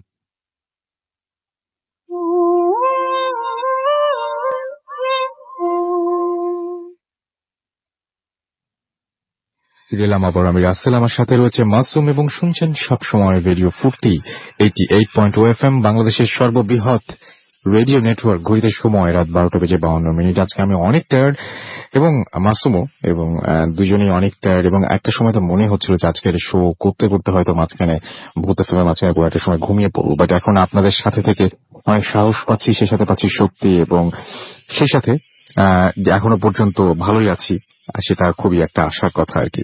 যাই হোক, আমাদের দোলা লালমাটিয়া থেকে SMS করেছেন, এবং তিনি ভূত ফিল্মের সাথেই রয়েছেন সেটা জানিয়েছেন। নিলয় রায়পুরা থেকে আমাদের SMS করেছেন, এবং ব্যাকগ্রাউন্ড মিউজিকের জন্য মাসুম ভাইকে থ্যাঙ্কস জানিয়েছেন। আমাদেরকে দেখতে পাচ্ছি দেবু SMS করেছেন এবং বলছেন ভেরি গুড স্টোরি, এবং আমাকে SMS তিনি মোহিতদার সাথে এখন রয়েছেন। জয়তি আমাদের লিখেছেন ফার্মগেট থেকে যে ব্ল্যাক ম্যাজিক নিয়ে আরো ঘটনা তিনি শুনতে চান। আমাদের সাইদ আশুলি থেকে SMS করেছেন, এবং তিনি বলেছেন তার কাছে এখনো জমজমাট মনে হচ্ছে না। আমাদেরকে তাসনিম SMS করেছেন। আপনি কি প্রথম স্টোরিটা শুনেছিলেন? সাইদ আমাদেরকে SMS করেছেন, সেটা তাসনিম। এছাড়া আপন সাহা ময়মনসিং থেকে SMS করেছেন, লিখেছেন আই লাইক ভূত এফএম। আমাদেরকে আরিফিন ময়মনসিং থেকে SMS করেছেন, এবং আত্মার ঘটনাটি যিনি বলেছেন তিনি তার ঘটনাটা নিয়ে তিনি কিছু কথা লিখেছেন, এবং তিনি সেই একমত হতে পারেননি সেটা তিনি জানিয়েছেন আর কি। ইমন আমাদেরকে SMS করেছেন আরমানিটোলা থেকে, এবং আমাদেরকে বলছেন যে তারা শুনছেন থার্ড স্টোরিটা তার কাছে অনেক ভয় লেগেছে। আমাদেরকে আলিফ লিখেছেন নাইস শো। আমাদেরকে হিমেল পান্ডে SMS করেছেন রণ মিরপুর থেকে। আজকের ঘটনাগুলো তার কাছে একটু ভিন্ন রকমের লাগছে। আমাদেরকে ছাড়াও আমির শাহিন ভুঁইয়া মাসুমকে জানিয়েছেন জন্মদিনের শুভেচ্ছা। মিশ্রী আমাদের SMS করেছেন এবং তিনি বলছেন একটু একটু ভয় লাগছে। আমাদেরকে ডিজে রাজ SMS করেছেন আমাদেরকে দেখতে পাচ্ছি প্রিন্স কচুক্ষেত থেকে। আমাদেরকে বাবু যশোর থেকে SMS করেছেন। রায়হান হৃদয় আমাদেরকে SMS করেছেন মুক্তাগাছা থেকে। এছাড়াও আমাদেরকে শুভদীপ SMS করেছেন শ্রীমঙ্গল থেকে। আমাদেরকে SMS করেছেন দেখতে পাচ্ছি জিসান এবং অশ্রু, তারা আমাদের SMS করে জানিয়েছেন ভূতত্বের সাথে তারা আছেন। স্বপন আমাদেরকে SMS করেছেন ঢাকা মেডিকেল থেকে এবং আমাদেরকে SMS করেছেন দেখতে পাচ্ছি। আচ্ছা, তিনি বলছেন যে একটা শুক্রবার কি শুধু জিনদের দিয়ে সাজানো যায় না, মানে জিনদের ঘটনা শুনতে চান নাকি জিনদের চান যে আমরা এখানে নিয়ে চলে আসি? আপনারা এমনিতেই কেউ যদি ঘটনা বলেন সেটা যদি বিশ্বাস না করতে পারেন, তাহলে যদি এরকম সত্যি যদি আমরা পারতাম বা সত্যি যদি আসলে জিনদের দিয়ে প্রোগ্রাম করাতাম, তাহলে আপনারা আমাদের পুরো ভূত FM টিমের জন্য মেন্টাল হসপিটালে একদম জায়গা বুক করে রেখে দিতেন। সো না, আমরা ঢাকা শহরেই থাকতে চাই, আমরা কোথাও যেতে চাই না, আমরা এখানেই থাকতে চাই, ভূত FM আরো করতে চাই, এই রিস্ক আমরা নিতে চাই না। নাজ আমাদের SMS করেছেন ধানমন্ডি থেকে। তিনি তার 3 বছরের মেয়ে কে নিয়ে আজকে ভূত FM শুনছেন। আমাদেরকে এছাড়াও SMS করেছেন অপু, ভূত FM শুনছেন তিনি। হাফিজ BL কলেজ খুলনা থেকে SMS করেছেন। ফার্স্ট স্টোরিটা তার কাছে অনেক ভালো লেগেছে। আমাদেরকে SMS করেছেন দেখতে পাচ্ছি সামিহা চট্টগ্রাম থেকে এবং লাইট অফ করে তিনি ভূত FM শুনছেন জানিয়েছেন। আমাদেরকে নিউটন SMS করেছেন। এছাড়াও SMS করেছেন তিনিও শুনছেন ভূত FM। আমাদেরকে এছাড়াও SMS করেছেন দেখতে পাচ্ছি হাসান, আমাদেরকে SMS করেছেন দেখতে পাচ্ছি নাফিজ এবং মিম খুলনা থেকে। আমাদেরকে এছাড়াও SMS করেছেন দেখতে পাচ্ছি আরাফা চট্টগ্রাম পাহাড়তলি থেকে। তাপস আমাদের ইন্টারন্যাশনাল মেডিকেল কলেজ থেকে SMS করেছেন আমাদেরকে সাকিব উত্তরা ইউনিভার্সিটি থেকে। আর অনেকে SMS করছেন। আপনি যদি SMS করতে চান তাহলে আমাকে অবশ্যই SMS করুন। মোবাইলের মেসেজ অপশনে গিয়ে টাইপ করুন ফুর্তি AORTI ফুর্তি, স্পেস দিয়ে লিখুন আপনার নাম, স্পেস দিয়ে আপনার মেসেজ পাঠিয়ে দিন 9840 নাম্বারে। আমি দেখতে পাচ্ছি যে বেশ আগে আমাদের শাকওয়াত হোসেন তিনি আমাদের SMS এখানে কমেন্ট করেছিলেন ফেসবুকে এবং প্রথমের জন্য তিনি অধীর অপেক্ষায় ছিলেন, সেটা তিনি তার কমেন্টে দেখতে পাচ্ছি। আমাদেরকে এছাড়াও আরো অনেকেই কমেন্ট করছেন। দিনার হোসেন তিনি কমেন্ট করেছেন, মাসুম ভাইকে শুভেচ্ছা জানিয়েছেন। আমাদেরকে আরো অনেকেই দেখতে পাচ্ছি এখানে কমেন্ট করছেন। আপনি যদি কমেন্ট করতে চান এবং আমাদের এই পেজটিতে গিয়ে লাইক দিতে চান, এবং ভূত FM দুটো পোস্ট রয়েছে সেখানে যদি আপনি লাইক দিয়ে পার্টিসিপেট করতে চান, জানাতে চান যে কোন স্টোরিটা কেমন লাগছে, তাহলে আমাদের জন্য কিন্তু অনেক সুবিধা হয়েছে। এটা আপনাদের জন্যই বলছি, কারণ আপনারাই জানাবেন যে আপনাদের কোন ধরনের ঘটনা পছন্দ, তাই না? এবং সেই ধরনের ঘটনাগুলো আমরা সিলেক্ট করবো। সো আপনাদের একেবারেই মানে কি বলবো যে মানে একেবারে আপনাদের মতামতটা, আপনাদের যেটা মনে হচ্ছে সেই মতামতটা আমরা কামনা করি। এবং একটু আগে যেমন একজন বললেন যে একমত নন, একজন বললেন যে এখনো জমে ওঠেনি। Thank you very much. আমরা চাই আপনাদের এরকম SMS, আপনাদের এরকম কমেন্ট, এবং আপনারা সেই সাথে যদি জানিয়েও দেন একটু কষ্ট করে একটা লাইন লিখে যে কোন ধরনের চাচ্ছেন আপনি, তাহলে আমাদের আরো বেশি ভালো হয়। মানে আপনার লাল রঙের শার্ট পছন্দ না সবুজ রঙের, সেটা বললে আমাদের জন্য অনেক সুবিধা হয়ে যায়। শুধুমাত্র আপনি একটা কালো শার্ট দেখে যদি বলেন যে এই শার্টের রংটা একদম ভালো না, তাহলে আমাদের জন্য একটু মুশকিল হয়ে যায়, তাই না? সো আপনারা এই হেল্পটুকু আপনারা অবশ্যই করবেন, আমি আশা করি, রাইট? আর যারা SMS করতে চান আরেকবার বলি, মোবাইলের মেসেজ অপশনে গিয়ে টাইপ করুন ফুর্তি FORTI ফুর্তি, স্পেস দিয়ে লিখুন আপনার নাম, স্পেস দিয়ে আপনার মেসেজ পাঠিয়ে দিন 9840 নাম্বারে। যারা ইমেইল করতে চান চলে যান bhutfm@radiofooty.fm, এই অ্যাড্রেসটা মাথায় রাখবেন এবং আমাদেরকে ইমেইল করে দিন আপনাদের সেরা ঘটনাগুলো। যারা ফেসবুকে যেতে চান চলে যান www.facebook.com/radiofooty। চলে যাচ্ছি আমরা এই মুহূর্তে আমাদের আরো একজন ব্যক্তির কাছে। আপনার নামটা প্লিজ একটু বলবেন। আমার নাম সামিয়া বাহার। ওকে, আমরা আপনার ঘটনায় চলে যাই। ঘটনাটা কোথায় ঘটেছে? ঘটনাটা ঘটে আমার দাদির বাড়িতে বিক্রমপুরে। আচ্ছা, শুনি আপনার ঘটনা। তো আমার দাদারা ছিলেন 4 ভাই বোন, বোন সবার ছোট। আমার বাবার ফুপুর ঘটনা, আমরা তাকে আমলা দাদি বলে ডাকি। তো ঘটনার শুরু হয় আমার দাদি যখন বিয়ে হয়। বিয়ের কয়েকদিন পর থেকে আমার দাদি 2টা ডেক লক্ষ্য করতো। দেখটা কি জিনিস একটু যদি সবাইকে ডেক মানে বড় পাতিল, যে বড় পাতিলে বিয়ে বাড়িতে বা বড় কোনো অনুষ্ঠানে মিলাদ মাহফিলে রান্না করা হয়। জি জি, সেরকম 2টা ডেক দেখতে পাইতো। এটা কোথায় দেখতে পেতেন উনি? এটা দেখতে পাইতেন তিনি বাসার পিছনে। তো মানে স্বপ্নে দেখতে পেতেন না বাস্তবে দেখতে বাস্তবে পেতেন? তিনি দেখতে পাইতেন। আচ্ছা, বাস্তবে দেখতে পাইতেন। তো এটা অন্য লোকজন দেখতে পাইতেন না, শুধু আমার দাদি দেখতো।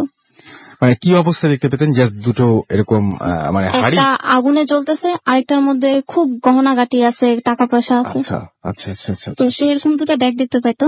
জি। তো এরকম দেখা যেত যে দিন নাই রাত নাই তাকে বাসার পিছনে দেখা যেত, সে আপন মনে দাঁড়ায় আছে, অন্য কেউ এটা বুঝতে পারতো না। তো বিষয়টা খুব মানে অড লাগে আমার ছোট দাদার কাছে, মানে আমার দাদির দেবরের কাছে। তখন আমার দাদি গর্ভবতী হন। তো আমার দাদা বলেন যে আমার ভাবি তো এখন গর্ভবতী, তো এখন ভাবির একটা ব্যবস্থা করা দরকার। ভাবির উপর কোনো খারাপ কিছু আকর্ষণ করতেছে, ভাবির উপর ভর করতেছে, হয়তোবা কোনো ক্ষতি করে দিবে। তো বাবু হওয়ার পর আমি এটার একটা ব্যবস্থা নিব। তো বাবু হওয়ার 3 দিন পর আমার ছোট দাদা একটা কবিরাজের কাছে যান। কবিরাজের বাসা যাওয়ার পর সব ঘটনা খুলে বললে কবিরাজ বলেন যে এই বিষয়টা তো আমার দ্বারা সম্ভব না, কিন্তু আমি যাই বিষয়টা দেখব। কবিরাজকে বাসায় আনা হয়, কবিরাজের সামনে বাচ্চাটাকে দেওয়া হয়। তো কবিরাজ বাচ্চাটার হাতে 1 মিটার লম্বা একটা পাটকাঠি দেন ধরতে। তো পাটকাঠিটা ধরার পর বাচ্চাটা ওই পাটকাঠি হাতে নিয়ে 3 দিনের বাচ্চা হেঁটে হেঁটে ঘরে চলে যায়। এটাকে দেখেছেন আপনাদের এলাকার সবাই? হ্যাঁ, এলাকার যারা যারা ছিল এটা আপনাদের পরিবারের ঘটনা, সুতরাং আপনাদের হ্যাঁ। পরিবারের সবাই এটা দেখেছেন? হ্যাঁ, আচ্ছা। তো পরিবারের সবাই এটা দেখে, তো অবাক হয় খুব যে 3 দিনের বাচ্চা হেঁটে চলে যাচ্ছে। তো এর 2 দিন পর বাচ্চাটা মারা যায়। তো আমার দাদির ওই নেশাটা কাটে না। দাদি তখন ওই বাসার পিছনে দেখা যায় দাদি এরকম আনমনা হয় দাঁড়ায় আছে। তো এরকম হইতে হইতে দাদি আবার গর্ভবতী হন, দাদির একটা মেয়ে হয়। এই 5 দিনের মাথায় এই মেয়েটা মারা যায়। তো এরপর একদিন রাতে আমার দাদা রাতের বেলা বের হন বাথরুমে যাওয়ার জন্য। তো তিনি বাসার পিছনে যান। বাসার পিছনে যাওয়ার পরে তিনি দেখেন যে একটা আগুনের পরিপূর্ণ একটা জ্বলতেছে, এরকম একটা ডেক আগুনে জ্বলতেছে। তো তিনি দেখে খুব উৎসুক দৃষ্টিতে কাছে যাওয়া, মানে বেশি দূর কাছে যেতে পারেন না, একটু দূরে থেকেই তিনি সেটা দেখে তার ওই তাপে তার সারা শরীর পুড়ে যায়। তো পুড়ে যাওয়ার পর তিনি সেখানেই মারা যান। মারা যাওয়ার পর তার শরীর থেকে এত দুর্গন্ধ হয় যে তার লাশ সহজে কেউ ধোয়াতে চায় না। তারপর অনেক কষ্ট করে লোকজনের হাতে পায়ে ধরে সেই লাশটাকে ধোয়ানো হয়। এরপর তার লাশ থেকে এত দুর্গন্ধ আসে যে মৌলভী সাহেব আসতে চান না যে তাকে জানাজা করাবেন। তারপর আমরা অনেক রিকোয়েস্ট করি, তবে আসে তারা। আসার পর এটা আপনারা পরিবারের সবাই মিলে জানাজাটা পড়েন? হ্যাঁ, এই মাত্র পরিবারের যে কয়েকজন ছিল 5-7 জন, তারাই মিলে শুধু জানাজাটা হয়, বেশি লোকজন আসে না। এরপর আমার দাদি গর্ভবতী ছিলেন। তো এর কয়েকদিন পর যখন আমার ছোট দাদা দেখলেন যে না সমস্যাটা বাড়তেছে, এর আগে 2টা বাচ্চা মারা গেল, না আমার দাদা মারা গেল, তো কি করা যায়। তো তিনি ঠিক করলেন যে না এবার একটা কবিরাজ তিনি আনে বিষয়টা দেখবেন। তো কবিরাজ আনা হলো, কবিরাজকে আসন বসালেন কবিরাজ। কবিরাজের উপর ওই জিনিসটা ভর করার পর সে বলে যে আমি কখনো চাইনি এরা স্বামী স্ত্রী একসাথে থাকুক। তো আমি এর আগের 2টা বাচ্চা নিয়ে নিছি, ওর স্বামীকেও নিয়ে নিছি, এখন ওর পেটে যে বাচ্চাটা আছে আমি সেটাও নিয়ে নিব। তো তখন আমার ছোট দাদা বলেন যে তুমি তো বাচ্চাও নিছো স্বামীও নিছো, তো এখন যেটা আছে এটাও যদি নিতে চাও তো এই বেচারি বাঁচবে কি নিয়ে, তাকে তো একটা বাঁচার মতো নাস্তা লাগবে। তো তখন মানে কবিরাজের উপর ভর করা ছিল। তো কবিরাজকে দিয়ে বলাচ্ছিল যে তাহলে আমি কিছু তো আমার লাগবে, আমার তো দাবি পূরণ করতে হবে, তবে যে তোমার কি দাবি বলো। যে আমি এই বাচ্চাটা না নিলে এই বাচ্চাটা একটা অংশ নিয়ে নেবো শরীরে। তো তখন আমার ছোট দাদা বলেন যে তুমি যদি একটা অংশ নিতে চাও তো কি নিতে চাও, তো বলো যে আপনারা যেটা দিবেন। তখন আমার ছোট দাদা বলে যে ঠিক আছে। স্বপ্নের মধ্যে ঘটছে? না, স্বপ্নে না, এটা বাস্তবে আসন বসানো হয়েছে। হ্যাঁ। তো এরপর সেখানে আমার ছোট দাদা বলেন যে ঠিক আছে এই বাচ্চাটা তুমি একটা হাত নিয়ে যাও। তো এরপর আমার দাদির ছেলে হয়, আমার বাবার ফুফাতো ভাই। ছেলে হওয়ার পরে ওই সেই ছেলেটার জন্ম থেকেই বাঁ হাতটা নষ্ট থাকে। এরপর মানে বাঁ হাত নষ্ট থাকে, তারপর দাদি আমার একদম পাগল হয়ে যায়। তো দাদিকে মানে আমরা যখন যাই দাদিকে আমরা দেখি যে দিনের বেলা তিনি সহজে ঘর থেকে বের হন না, অথচ যখন রাত হয়ে যায় রাতের অন্ধকারে এই সন্ধ্যার পর সে উঠানে ঘোরাফেরা করতেছে, একা একা কথা বলতেছে, সব মানে মানুষের সাথে তার খুব একটা মেলামেশা নেই, সে একা একাই কথা বলে রাতের বেলা ঘোরাঘুরি করে। আর আমার কাকার যে হাত নষ্ট ছিল সে হাতের চিকিৎসার জন্য আমরা বাসা থেকে অনেকজন ট্রাই করে যে এর কোনো চিকিৎসা আছে কিনা, কিন্তু কোনো ডাক্তারের চিকিৎসা দিতে পারেনি। জন্মের থেকে এরকম? হ্যাঁ, জন্মের থেকে। এবং আপনার সেই আপনার চাচা হচ্ছেন, উনি এখনো বেঁচে আছেন? হ্যাঁ, এখনো বেঁচে আছেন। এবং তার আপনাকে এটুকু বলতে পারবেন যে আপনি তার জন্মের মোটামুটি কতদিন আগে এই আসনটা বা যেটা বললেন যে এটা বসানো তার হয়েছিল? জন্মের এই 2-3 মাস আগে। 2-3 মাস আগে। এবং তখন যে ইনফরমেশনটা তারা পেয়েছিলেন সেটাই সত্যি হয়েছে? আচ্ছা, মানে যেটা বলেছিলেন যে একটা বাম হাতের কথা কি বলেছিলেন? না, বাম হাতের না, শুধু বলছিলেন যে একটা হাত নিয়ে যায়। একটা হাত উল্লেখ করে দেননি, ডান হাত না বাম হাত এটা উল্লেখ করেন। এবং তারপরে দেখা গেল যে বাম হাতটা তার অকেজো। আচ্ছা, ওকে, খুবই অদ্ভুত ঘটনা। কিন্তু এটা তো আপনাদের পরিবারের একদম পরিবারের ঘটনা, পারিবারিক ঘটনা, সুতরাং এটা কারো কাছ থেকে শোনা না, আপনাদের পরিবারের ঘটনা। Thank you very much. So এটাও বিশ্বাস অবিশ্বাসের পুরো দায়িত্ব আপনাদের। এবং আমি দেখতে পাচ্ছি যে আমাদেরকে সালাম আশুলিয়া থেকে এসএমএস করেছেন আমাদেরকে দেখতে পাচ্ছি মামুন উত্তরা থেকে আমাদেরকে এসএমএস করেছেন, দেখতে পাচ্ছি সঞ্জিদা, এছাড়া আমাদের জিমি হোসেন এসএমএস করেছেন দিনাজপুর থেকে, মিরপুর 1 থেকে আমাদের কালাম এসএমএস করেছেন, এছাড়া এসএমএস করেছেন আমাদের দেখতে পাচ্ছি রাহাত, এসএমএস করেছেন আমাদেরকে নিলয় রায়পুরা থেকে, এবং আমাদেরকে এসএমএস করেছেন দেখতে পাচ্ছি শাওন, এছাড়াও আমাদের এসএমএস করেছেন দেখতে পাচ্ছি আনিকা, একটু ভয় পাচ্ছেন তিনি, সুমাইয়া আমাদের এসএমএস করেছেন, এবং আমাদের এসএমএস করেছেন দেখতে পাচ্ছি আরো অনেকেই। যাই হোক, আপনি যদি এসএমএস করতে চান মোবাইলের মেসেজ অপশনে গিয়ে টাইপ করুন ফুর্তি ফুর্তি স্পেস দিয়ে লিখুন আপনার নাম, স্পেস দিয়ে আপনার মেসেজ পাঠিয়ে দিন 9840 নম্বরে। অনেকের কাছে অনেক ঘটনা অস্বাভাবিক লাগছে, বিশ্বাস করতে কষ্ট হচ্ছে, অনেকের কাছে ঘটনা ভালো লাগছে, মিশ্র প্রতিক্রিয়া পাচ্ছি। সবার কাছে বেশিরভাগ পাচ্ছি যেটা ভালো লাগছে, কিন্তু বিশ্বাস অবিশ্বাস দুটোই মিলে আছে। অনেকে এরকমও লিখছেন যে ভালো লাগছে, ভয় লাগছে, কিন্তু বিশ্বাস করতে অনেক সমস্যা হচ্ছে।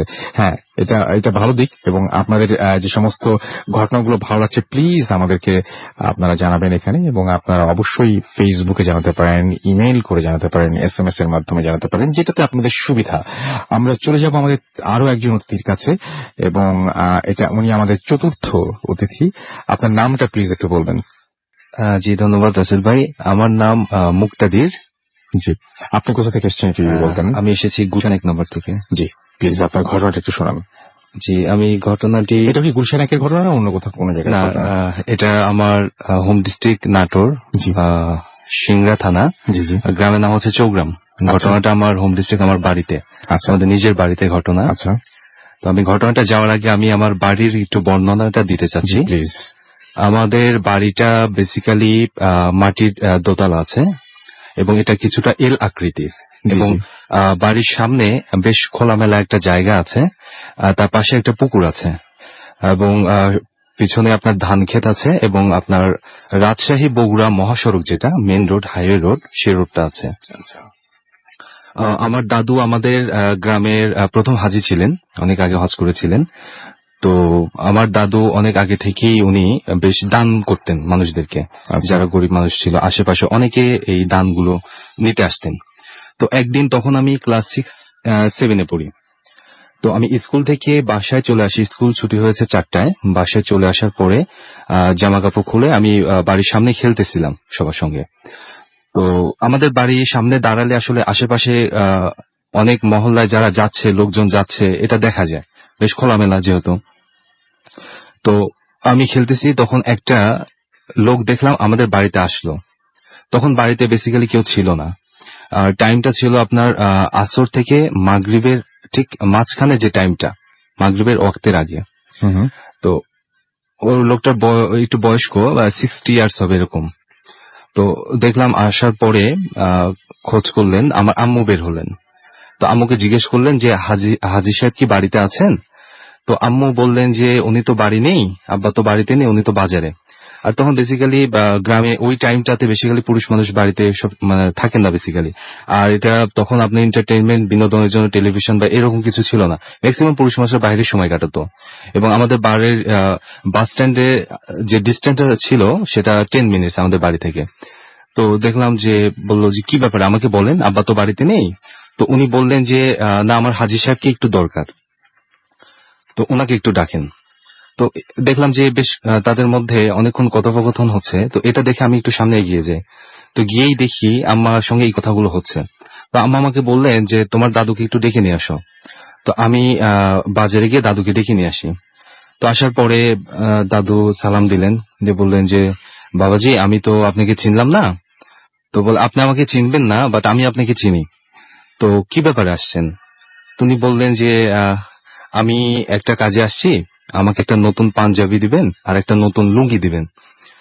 তো তখন দাদু বললেন যে নতুন পাঞ্জাবি লুঙ্গি এই মুহূর্তে তো আমার কাছে নাই, তো আপনাকে একটু ধৈর্য ধরতে হবে, একটু ওয়েট করতে হবে, আমার বাজারে গিয়ে কিনে দিতে হবে, অথবা আপনাকে কালকে কিনে দিতে হবে। এই মুহূর্তে আমি বাজার থেকে কিনেও আসলে আনতে পারবো না।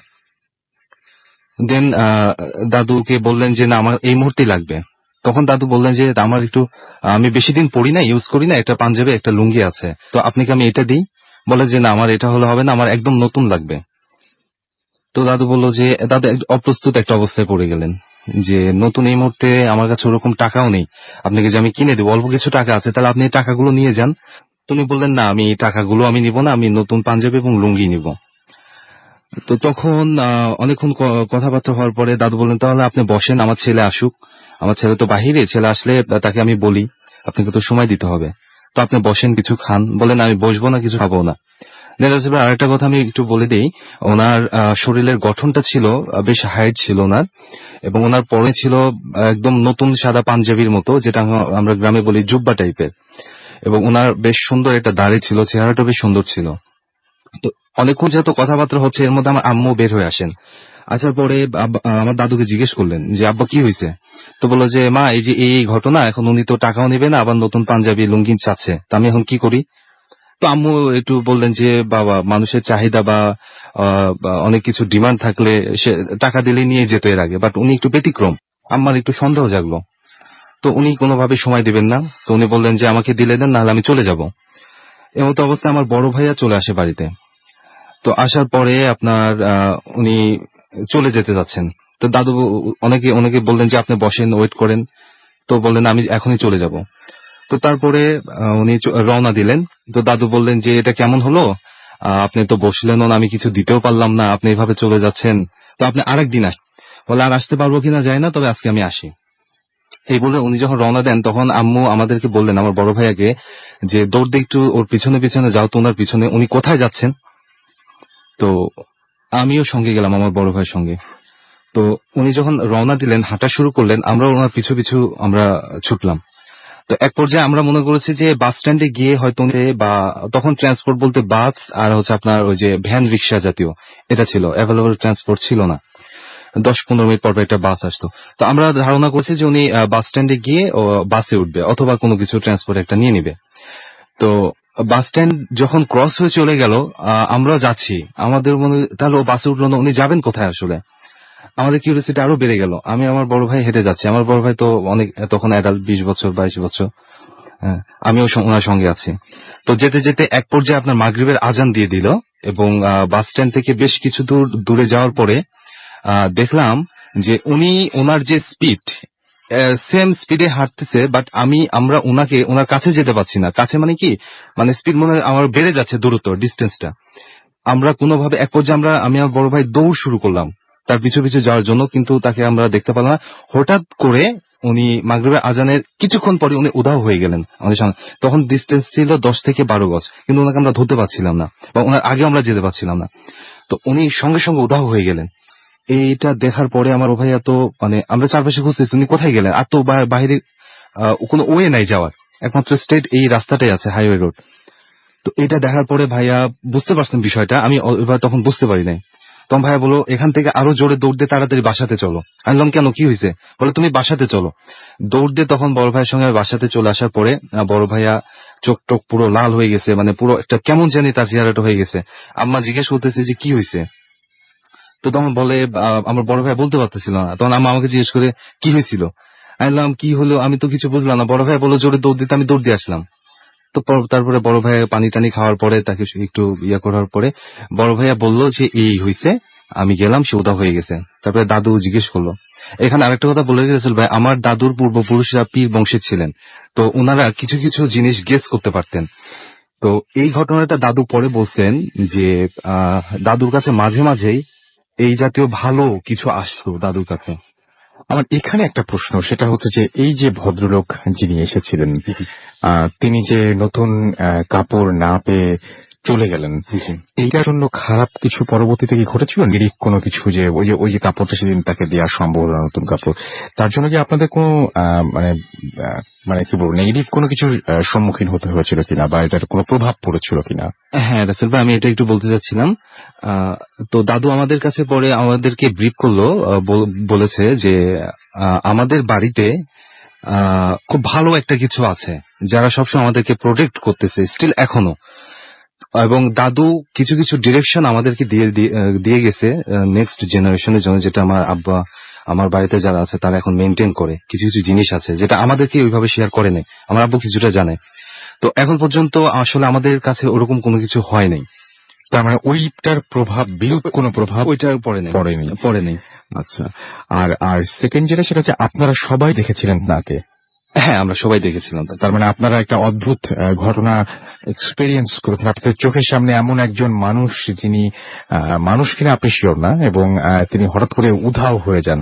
হ্যাঁ, আমার কাছে এই জিনিসটা থেকে হঠাৎ করে মনে পড়লো যে আপনার চারপাশেও কিন্তু এরকম ঘটনা ঘটতেই পারে। আপনি এরকম স্বাভাবিক কোনো একজনের সাথে আপনার পরিচয় হয়ে যেতে পারে। আপনি কখনো রাস্তায় হাঁটতে হাঁটতে গিয়ে ধাক্কা খেয়েছেন এমন কারোর সাথে, বা কখনো দেখেছেন যে পাশ দিয়ে খুব কাছে দিয়ে কেউ একজন চলে গেল,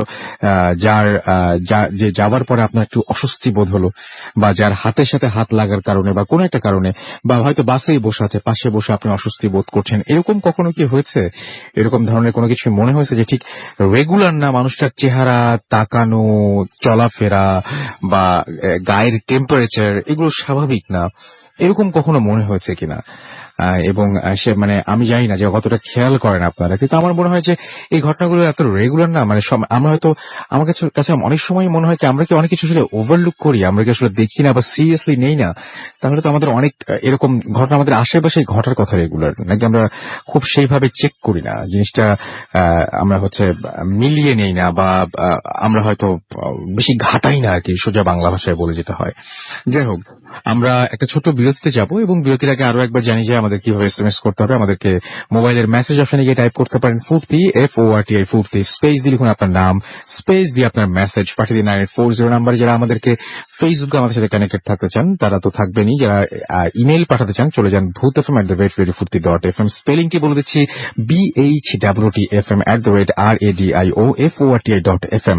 আপনার নাম, ঠিকানা এবং ফোন নাম্বার সহ আপনার জীবনে ঘটে যাওয়া সেরা ঘটনাটি পাঠিয়ে দিন আমাদের কাছে, এবং ঘটনা শুরুতে অবশ্যই উল্লেখ করুন এই ঘটনাটি আপনি এখানে এসে শেয়ার করতে চান, নাকি আপনি চান যে আপনার ঘটনাটা আমরা পড়ে শোনাই। যারা দেশের বাইরে রয়েছেন তারা ঘটনা না লিখে সরাসরি ঘটনাটা রেকর্ড করে পাঠিয়ে দিতে পারেন অডিও ক্লিপ, যে আমাদের কাছে চলেন www.facebook.com/radio.furti।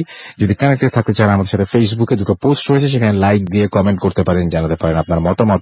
চলে যাচ্ছি একটা ছোট্ট বিরতিতে। Stay tuned, radio Furti, and don't stop the ফুর্তি। Night comes alive with gramophone.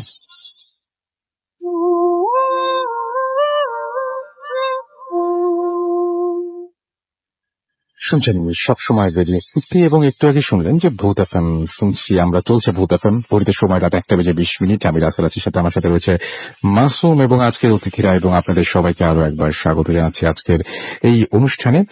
এবং আমি দেখতে পাচ্ছি যে অনেকে আমাদের এসএমএস করছেন,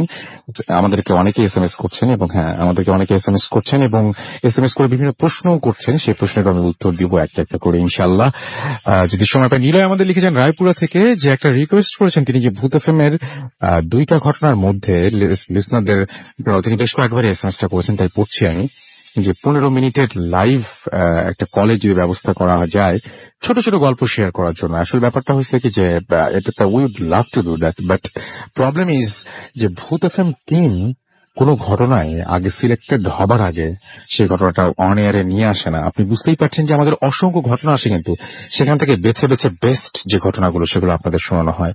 সো বুঝতেই পারছেন যে এটা এটা এটা এটা এটা কতখানি ডিফিকাল্ট। সুতরাং আপনাদের যে ঘটনাগুলো আমরা লাইভ আমরা আপনাদের কাছ থেকে নেব, সেই ঘটনাগুলোর মান যাচাই করার কোনো সুযোগ আমাদের হাতে থাকবে না। সো বুঝতেই পারছেন এটা একটু আমাদের জন্য ডিফিকাল্ট, রাইট? আচ্ছা, আরেকটা জিনিস, সেটা হচ্ছে অনেকে এসএমএস করছেন একটু আগে যে ঘটনাটা আমরা শুনলাম। আপনার নামটা একটু প্লিজ আরো একবার বলবেন, আপনার নামটা? জি, সামিয়া বাহার। সামিয়া বাহারের একটা ঘটনা, এবং উনি তার দাদুকে নিয়ে যে ঘটনাটা বলেছেন। অনেকেই প্রশ্ন করছেন এভাবে যে আপনার কাছে প্রশ্ন রেখেছেন সেটা, এবং অনেকেই খুব মনোযোগ দিয়ে শোনেন, এবং অনেকের মনে বিভিন্ন কনফিউশন তৈরি হয়, এবং সেগুলো তারা শেয়ার করেন আমাদের ভালোর জন্যই, সবার ভালোর জন্যই। এবং এই কনফিউশনটা এসছে বলেই এটা আমাদের এটা ক্লিয়ার করার চান্স থাকলো। একটা জিনিস অনেকে এসএমএস করছেন, আমি আপনাকে অফ এয়ারেও বলছিলাম যে অনেকেই বলছেন যে আপনি যে ঘটনাটা বললেন যে আপনার দাদু এই যে ডেকের কাছে গিয়ে আগুনে পুড়ে তারপরে মারা গেছেন, এই ঘটনাটার কে বলেছিল? মানে আপনার দাদু যদি মারাই গিয়ে থাকেন তাহলে ঘটনাটা কে বলেছিল, কিভাবে জেনেছিলেন ঘটনাটা? এরপরে যখন আমার দাদু মারা যাওয়ার পর, যখন কবিরাজকে নিয়ে আসন বসানো ওই হয়, সময়টা, হ্যাঁ, তো আসন বসানোর পর যখন কবিরাজকে জিনিসটা ছেড়ে দেয়, আমার কবিরাজের উপর থেকে যখন জিনিসটা ভর উঠে যায়, সবকিছু নর্মাল হয়ে যাওয়ার পরে কবিরাজ তখন বলে যে কিভাবে আমার দাদু মারা গেছেন। হুম। তো বলেন যে এই কবিরাজ আমার দাদু মারা গেছেন যে যখন তিনি ওই ড্যাগটা দেখতে পান, সেই ড্যাগটা দেখে তিনি ওই ড্যাগটার কাছে যান দেখতে যে কি আছে ড্যাগের মধ্যে, এত কেন জ্বলতেছে ড্যাগটা আগুনে। তো কাছে যাওয়ার পর তিনি বেশি কাছেও নাকি যেতে পারেন না, একটু দূরে থেকে তার গায়ে আঁচ লাগে এবং সে সেখানেই পুড়ে মারা যান। কবিরাজ বলেছেন এই কথাটা, এবং আপনার দাদু এই ব্যাপারটা বলেন নাই। জি। একটা জিনিস সলভ করলাম আমরা। আপনারা বেসিক্যালি কিভাবে পেয়েছিলেন আপনার দাদুকে? তিনি বাসা থেকে বের হয়ে গেলেন, আচ্ছা, তারপরে? তিনি বাসা থেকে বের হওয়ার অনেকক্ষণ হয়ে যায় যে তখন আমার দাদি বলেন যে এখনো কেন ফিরে আসতেছে না, অনেকক্ষণ গেছে। তখন তিনি আমাদের বাসার ভিতরে কয়েকজনকে মানে ডাকাডাকি করে বলেন যে এরকম তো বের হয়ে গেছে, এখনো ফিরে আসতেছে না। তো লোকজন ওই তখন তো হারিকেন ছিল, হারিকেন নিয়ে বের হয়। হারিকেন নিয়ে বের হওয়ার পর ওই বাসার পিছনে যাওয়ার পর দেখেন যে আমার দাদু সেখানে মানে মারা গেছেন এবং সেখানে তার পোড়া লাশ পড়ে আছে। ওকে, আমি আমি অনেক ধন্যবাদ আপনাকে, এবং আমি আপনাদের ধন্যবাদ জানাচ্ছি যারা এই কোশ্চেনটা করেছেন। এবং আমি নিজেও আপনাদের এই কোশ্চেনটা পাওয়ার পরে আমি ভেবেছিলাম যে এই জায়গাটা আমিও হয়তো মিস করছি কিনা, কিন্তু আমার কাছে এই প্রশ্ন আমার যেটা মাথায় আসে না, আপনাদের সেটা মাথায় এসছে। অনেকেই অনেক মনোযোগ দিয়ে শুনে নিতে বুঝতে পারছি, এবং এই ব্যাপারটা ছিল এরকমই। আমার মনে হয় যে আপনারা উত্তরটা পেয়েছেন, এবং আমাকে অফ এয়ারে উনি একটা কথা বলছিলেন যেটা হয়তো উনি এখন আবারও মিস করেছেন। সেটা উনি বলছিলেন যে কবিরাজ এই পুরো ব্যাপারটাই আন্দাজ করেছেন, এবং এটা কতটুকু সত্যি বা মিথ্যা তা কিন্তু জানি না, কিন্তু উনি যেটা বলছেন যে কবিরাজ এটা গেস করেছেন, এবং ওনারা পেয়েছিলেন যে অনেকক্ষণ ধরে যখন আসছে না তাকে তারপরে ওই পোড়া অবস্থায়। যাই হোক, এই ছিল ঘটনাটা। আমরা আমাদের লাস্ট যে অতিথি, না ঘটনা এখানে শেষ না, আমাদের মানে সিরিয়ালি আমরা তো একজনের পর একজনের ঘটনা শোনাচ্ছি। উনি হচ্ছেন আমাদের 5 নাম্বার গেস্ট। তো 5 নাম্বার গেস্টের কাছে আমরা যাব এবং 5 নাম্বার গেস্টের কাছে আমরা ঘটনা শুনবো। আমি দেখতে পাচ্ছি তার আগে কিছু SMS পড়তেই হয়। পাপড়ি এবং ফুয়াদ ভূতের গলি থেকে আমাদের লিখেছেন ভাল লাগছে, এবং লাস্ট আউটডোর প্রোগ্রামটা অসম ছিল। আমাদেরকে এছাড়াও দেখতে পাচ্ছি যে মাসুমকে তিনি শুভেচ্ছা জানিয়েছেন। আমি নুসরাত লিখেছেন যে ভূত এফএম রক্স, আমার অনেকেই প্রশংসা করছেন। রাজু আমাদের SMS করেছেন থার্ড স্টোরিটা তার কাছে ভালো লেগেছে। আমার খুব ভালো লাগছে এগুলো দেখে যে আপনারা স্টোরি কোনটা কার ভালো লাগছে সেটা নাম্বার দিয়ে বলছেন। হ্যাঁ, আমাদের তো প্রথম থেকে সেকেন্ড, থার্ড, ফোর্থ, ফিফথ এরকম গেস্ট সবাই একের পর এক এসেছেন, এবং প্রত্যেকে কিন্তু এখন পর্যন্ত আমাদের তো মনে হয় যে হ্যাঁ একটা করে ঘটনা শেয়ার করেছেন, রাইট? আর আমি একটা পড়েছি। সো আপনাদের জন্য সিরিয়ালটা মেনটেন করা খুবই সহজ। আচ্ছা, যাই হোক, আমাদেরকে দেখতে পাচ্ছি যে ইমতিয়াজ SMS করেছেন জাফর, SMS করেছেন আরো অনেকেই। আমি এখন চলে যাব আমাদের 5 নাম্বার অতিথির কাছে এবং তার ঘটনাটা শোনার জন্য। আপনার নামটা প্লিজ একটু সবাইকে বলবেন। হ্যালো, আমি মির্জা আরিফ হালকার, নরসিংদী জেলার রায়পুরা থানা থেকে আসছি। শুনি আপনার ঘটনা। হ্যাঁ রাসেল ভাই, ঘটনাটা হচ্ছে আমাদের পাড়ার আমার এক ফ্রেন্ড বা বড় ভাই বলা চলে, তার নাম শফিকুল ইসলাম। তার সাথে এই ঘটনাটা ঘটে। তো ঘটনাটা হলো এমন যে 1998 হবে, প্রায় 1998 সালের ঘটনা এটা। তো তখন তার বয়স হবে 14 কি 15 এরকম বয়স। তখন সে প্রতিদিনের মতো খেলা করে রাত্রেবেলা ঘুমাতে যায়। তার একটা অভ্যাস ছিল কি, তার ছোটবেলা থেকে তার দাদুর সাথে ঘুমাতো। তার দাদু অনেক ইয়া ছিল, ওল্ড ছিল, তার বয়স প্রায় 80-85 এরকম হবে। তো ওর দাদা মারা যাবার পর ওর দাদার ঘরটাতেই থাকতো। ওর দাদার ঘরটা ছিল এরকম যে একটা কুড়ে ঘরের মতন একটা ঘর ছিল, এবং তার বাবা যদিও বড় ঘর তৈরি করে, কিন্তু ওর দাদু ওই ঘরে থাকতো না। ওর দাদা নির্মাণ করা সেই ছোট ঘরটিতে থাকতো। ওর দাদুর সাথে প্রতিদিন থাকতো, এবং প্রতিদিনের মতো খেলা করে ওর দাদুর সাথে ঘুমাতে যায়। ঘুমাতে যাওয়ার পর রাত তখন 1টা কি 1:30 হবে, তখন ওর ঘুম হঠাৎ করে শফিকুল যে ওর ঘুম ভেঙে যায়। তো ওর ঘুম ভেঙে যাওয়ার পর সে চিন্তা করতেছে, তাকিয়ে আছে, একদম তাকিয়ে থেকে চিন্তা করতেছে যে পরদিন কি খেলা করবে, কি করবে, এরকম আর কি চিন্তা করতেছে, আর চোখ কসলাচ্ছে। হঠাৎ করে সে দেখতে পাচ্ছে, আমি রাসেল ভাই এখানে ওই ঘরটার একটা বিশ্লেষণ দিতেছি যে ওই ঘরটা ছোট ছিল, এবং ওই ঘরটাতে শুধু ওরা থাকার জন্য একটা ছোট্ট একটা খাট ছিল, এবং খাটটার সামনে একটা ঢেকি ছিল। গ্রামের বাড়িতে যদি জানেন যে একটা ঢেকি থাকে, ওই ঢেকি ছিল, আর একটা মাটির পাত্র ছিল, মাটির কলস ছিল সামনে, যে মেন দরজাটার পাশে ছিল। ওই দুটা জিনিস, এইগুলি ছিল এই ঘরটা, তার কিছু ছিল না। তো রাতে যখন ওর ঘুম ভাঙে, তো তখন সে হঠাৎ সামনে দেখতে পাচ্ছে যে ওই ঢেকিটার কাছে একটা মানুষের অস্তিত্ব সে দেখতে পাচ্ছে। ওই মানুষটা দেখতে পাচ্ছে, সে ভাবছে যে হয়তো ঘুমের ঘরে উঠছি, হয়তো এরকম লাগতেছে। তো হঠাৎ দেখতে পাওয়াতে সে ভাবছে চোর কিনা।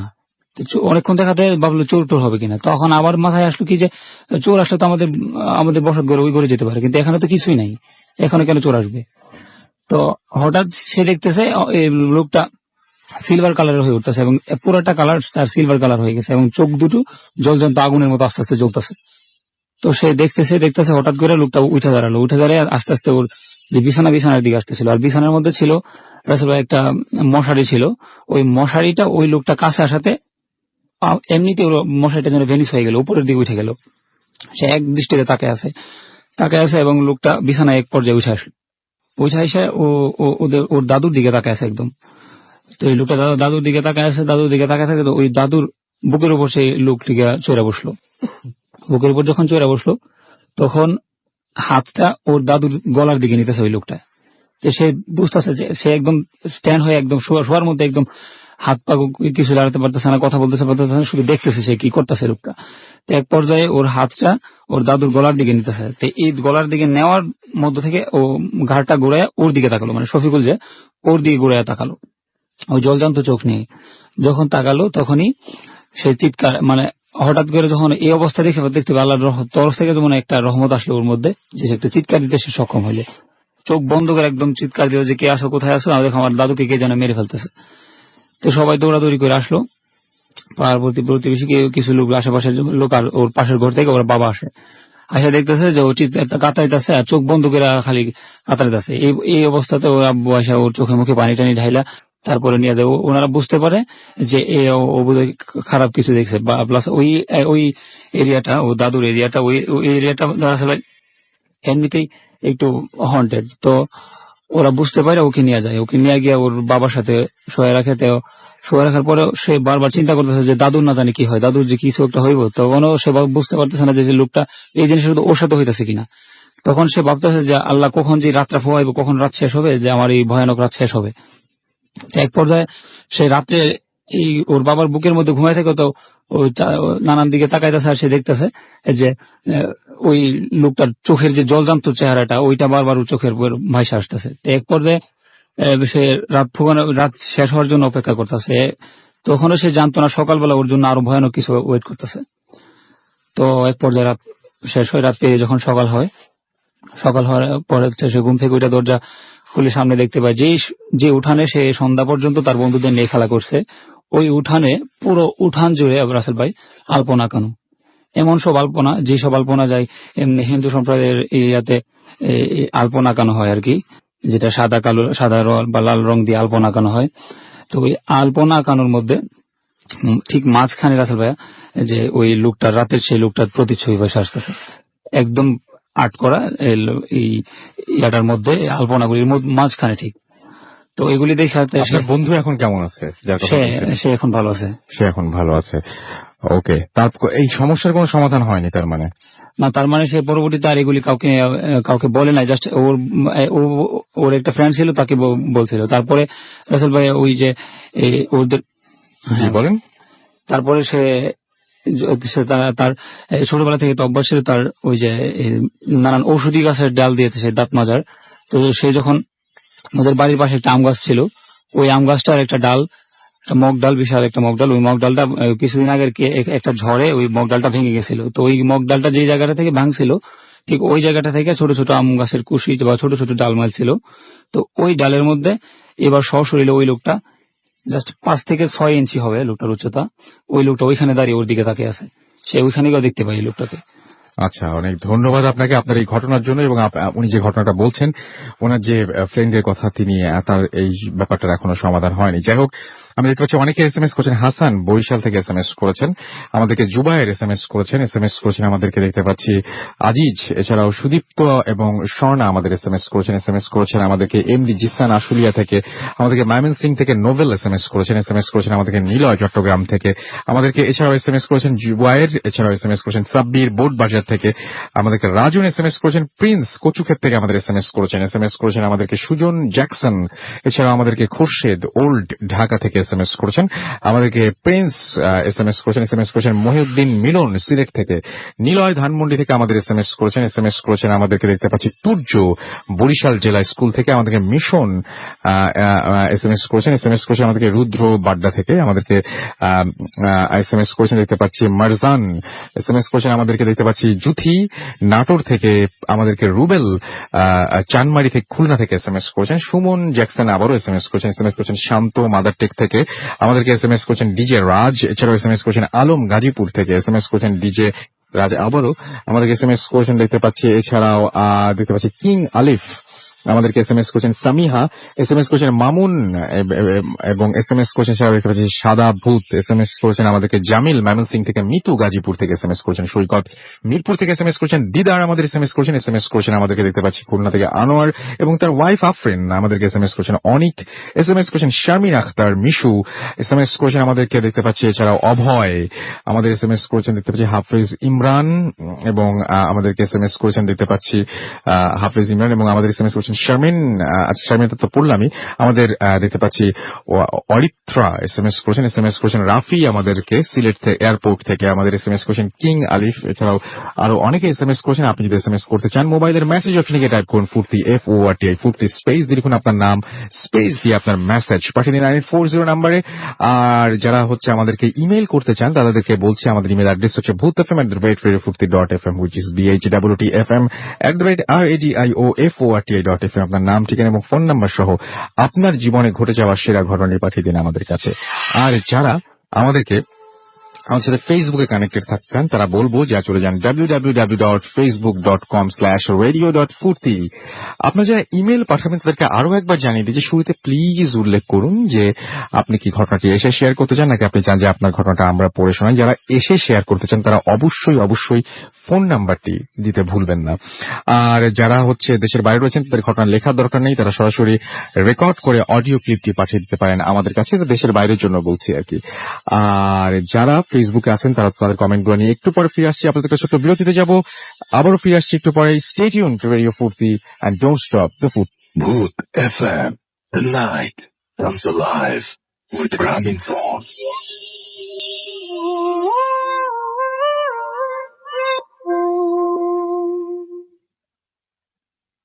সময় রাত 1:38 শুনছেন সব সময় রেডিও ফুর্তি 88.0 FM। আমি রাসেল আছি সাথে, আমার সাথে রয়েছে মাসুম এবং আজকের অতিথিরা। এবং দেখতে পাচ্ছি ফেসবুকে আপনারা লিখেছেন, আপন লিখেছেন যে ভূত এফএম বেস্ট, আমাদেরকে লিখেছেন আজিজ যে অনেক এনজয় করছি, অন্ধকার ঘরে একলা শুনছি। আমাদেরকে এখানে দেখতে পাচ্ছি আতিফ শরীফ লিখেছেন আই লাভ ভূত এফএম। আমাদেরকে যদিও সাকিব আল হাসান আল আলামিন লিখেছেন যে তার কাছে ঘটনাগুলো বুয়া মনে হয়েছে। আপনার এই নামটা কি পুরো এটাই আপনার নাম না? সাকিব আল হাসান আল আলামিন, ওকে। আমাদেরকে SMS করেছেন দেখতে পাচ্ছি MD মাহি এবং আমাদেরকে SMS করে, এবং তিনি বলছেন যে তার কাছে বেশ ভয় লাগছে এরকম একটা অনুভূতির কথা তিনি লিখেছেন আমাদেরকে। এছাড়াও রানা মোল্লা লিখেছেন সব গল্প ভালো লাগছে আমাদেরকে। এছাড়াও দেখতে পাচ্ছি যে আরো অনেকেই এখানে লিখেছেন যে খন্দকার আল মামুন লিখেছেন আই লাভ ভূত এফএম। এছাড়াও আমাদেরকে রকিবুল ইসলাম রকি লিখেছেন আই লাভ ভূত এফএম। আমাদেরকে SMS করেছেন, এখানে কমেন্ট করেছেন আরো অনেকেই, আপনি নিজেই দেখতে পারেন সেটা যে আমাদেরকে ধরা ফুল লিখেছেন ভূত এফএম রক্স। আমাদেরকে লিখেছেন এখানে দেখতে পাচ্ছি প্রশংসা করেছেন ইকবাল খান। এছাড়াও আমাদেরকে দেখতে পাচ্ছি আরফুল ইসলাম লিখেছেন আমাদের এখানে উচ্ছ্বাস সহ আরো অনেকে। আপনি যদি যেতে চান তাহলে চলে যান www.facebook.com/radio.furti। যারা এতক্ষণ ধরে কমেন্ট করছেন এখানে তাদেরকে অনেক ধন্যবাদ জানাচ্ছি। এত রাত্রে শুনছেন আমাদেরকে, সেটা আবার ফেসবুকে কমেন্ট করছেন, পোস্টে লাইক দিচ্ছেন। আপনারা আসলে অ্যামেজিং, আসলে সত্যি তাই। আপনাদের জন্যই ভূত এফএম এবং আপনাদের জন্যই আসলে এই যে মানে এই রাতটা জমজমাট হয়ে ওঠে। আসলে ঘটনা চাইতো আপনারা আসলে সব, আপনারাই ভূত এফএমের প্রাণ। আমরা চলে যাব আমাদের ঘটনায় আরেকবার হাফেজ আনামের কাছে। তিনি বিভিন্ন জায়গায় যান এবং তিনি কিছুদিন আগে, হাতে খুব সময় কম, ছোট্ট করে হয়তো বলতে হবে, তিনি একটা গ্রামে যান এবং সেখানে অদ্ভুত একটা কাহিনী তিনি জানেন, যে ওখানে যে মানে অদ্ভুত একটা ঘটনা তিনি জানতে পারেন সেই গ্রামে। আচ্ছা, গ্রামটার নাম কি, কোথায় সেটা? হবিগঞ্জের লাখাইল। হবিগঞ্জের লাখাইল, তার মানে কি জানেন, তারা জানতে পারবেন সেখানে কি ঘটে ওই গ্রামটাতে। ওখানে আমি বেড়াতে যাই, তো যে বাসা বেড়াতে যাই আমি রাত্রিবেলা ঘুমাই। তো ঘুমালে আমি যখন তাহাজ্জুদ নামাজ পড়তে উঠি তখন খুব কান্নার আওয়াজ পাই। তো কান্নার আওয়াজটা আসলে অনেক বিকট ছিল। আর বাসার যে বাড়িতে আমি গেছিলাম সে বাড়ির ছাদি করেছিল কবরস্থান ছিল। তো বাড়ির ওখানে একটা হলো একটা মহিলার মনে হয় আর কি কান্নার আওয়াজ পায়। আমি আপনি আমাকে যে অনেক অফেয়ারও বলছিলেন যে আপনি মানে কবরস্থানের পাশে আপনার বাসা, মানে জি, জি। আপনি বড় হয়ে ওঠা আপনার, এবং আপনি কখনো এরকম কবরস্থানে বা এরকম কোনদিন কান্নার আওয়াজ শোনেননি, কিন্তু না, ওইখানে শুনেছিলেন। জি জি। তারপরে খোঁজ খবর নিলেন এবং কি জানতে পারলেন আসলে? যে আমি জানতে পেলাম যে ওখানকার আর কি যে যারা বসবাস করতেছে আর কি এক বাসার আর কি, তো মোটামুটি আর কি মাতব্বর তারা, তো ওনার পূর্বপুরুষ আগের এক রানী হুম। আর কি, যে বর্তমান আর কি ওনার এক রানী আর কি। তো সে রানী আর কি ওই রাত্রেবেলা নাকি কান্না করে খুব। আচ্ছা, কেন করে, কেন আপনার কি? হ্যাঁ, এটা খুবই আমি এটা জানতে পেরেছি এবং এটা কি সাধারণ মানুষ সবাই শুনতে পারে ওই গ্রামে? জি জি, ওই গ্রামেরই শুধু। আর তাছাড়া আবার আরেকটা আছে যে শিশু বাচ্চারা যে শুনতে তাও না, যারা বড় আছে শুধু তারাই এটাই করে শুনতে পায়। ওই এলাকাবাসী, গ্রামবাসী অলমোস্ট সবাই শুনেছে বলে আপনি বলছেন? জি জি জি। আচ্ছা, তবে এটা কাউকে কোনো বিরক্ত করে না, কাউকে কোনো ক্ষতিও করে না, আরো বরঞ্চ আরো ভালো করে। কথা কথা মনে করেন উঠানের ভিতরে যদি কাপড় চোপড় শুকা দেয়, তো যদি বৃষ্টি নামে, তো অনেক সময় কিন্তু ভুলে যায় ওই কাপড় চোপড় আনতে। তো দেখা গেল কি কে যেন আর কি ঘরের ভিতরে ওই কাপড় চোপড় গুলো দিয়ে যায়, এবং গ্রামবাসী মনে করেন যেটা উনিই করছেন। জি উনি করছেন। আচ্ছা, মহিলাদের নিয়ে একটা কথা বলছিলেন জি আপনি। জি, আর একটা কথা হলো কি পুরুষরা অনেক সময় দেখা যায় মহিলাদের উপর অত্যাচারও করে, কিন্তু ওই গ্রামে ওই জায়গাটায় আর কি লাখাইল ওই জায়গাটার ভিতরে আর কি মনে করেন কোন পুরুষ আর কি মহিলাদের উপর অত্যাচার করতে পারে না। তাহলে ওই যে রানীর কথা বলছিলাম আর কি, 3 পুরুষ আগে যিনি মারা যায়, তো উনি বাধা দেয় ওনার কারণে। কেন মাফ বাধা করে দেন? না। কেন বাধা সেটাকে দেয় আপনি কি জানতে এই পারেন? কারণ ওনার উপরে ওনার যে হাজবেন্ড ছিল ওনাকে খুবই অত্যাচার করে। তো ওনার একটা নাকি প্রতিজ্ঞা যে আমাকে অত্যাচার করে মেরেছে, আমার উপর অনেক অত্যাচার করেছে, তো আমি এখানে থাকতে আমার এই গ্রামে আমার এই জায়গার ভিতরে আর কোনো মা বোনদেরকে এরকম কোনো অত্যাচারের মুখে হতে হয়। এটা ওই হবিগঞ্জের সবাই জানেন এই ব্যাপারটা? সবাই জানে কিনা আমি সেটা জানি না, তবে ওখানকার সবাই এটা জানে।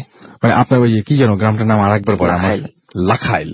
লাখাইল। এবং এটা আচ্ছা, কান্নার আওয়াজটা আসলে শুরু হয় কখন? এটা এটা আপনার রাতে নাকি দিনেও শুনতে পারে মানুষ? না না না, দিনের বেলা না, তাহাজ্জুদের টাইমে আর কি, বলতে আপনার 2টা থেকে 3টা এই টাইমে এরকম সময় শুনতে পায়? জি, জি। এবং আপনি নিজেও শুনতে পেয়েছেন? জি জি, আমি নিজেও শুনতে পেয়েছি, তো আমি জিজ্ঞেস করছি। আচ্ছা এই। আচ্ছা, এই যে এবং এটা হচ্ছে আপনি যেটা বলছেন যে ছোট বাচ্চা কাচ্চাদের চাইতে বড়রা, মানে ছোট বাচ্চা কাচ্চারা শুনতে পায় না, আপনি তাই না বলছেন? না না, জি বড়রা শুনতে পায়। জি জি। অনেক ধন্যবাদ আপনাকে আপনার একটা এরকম ইনফরমেশন দেওয়ার জন্য। আসলে আজকে হাতে তেমন সময়ও নেই, কিছু SMS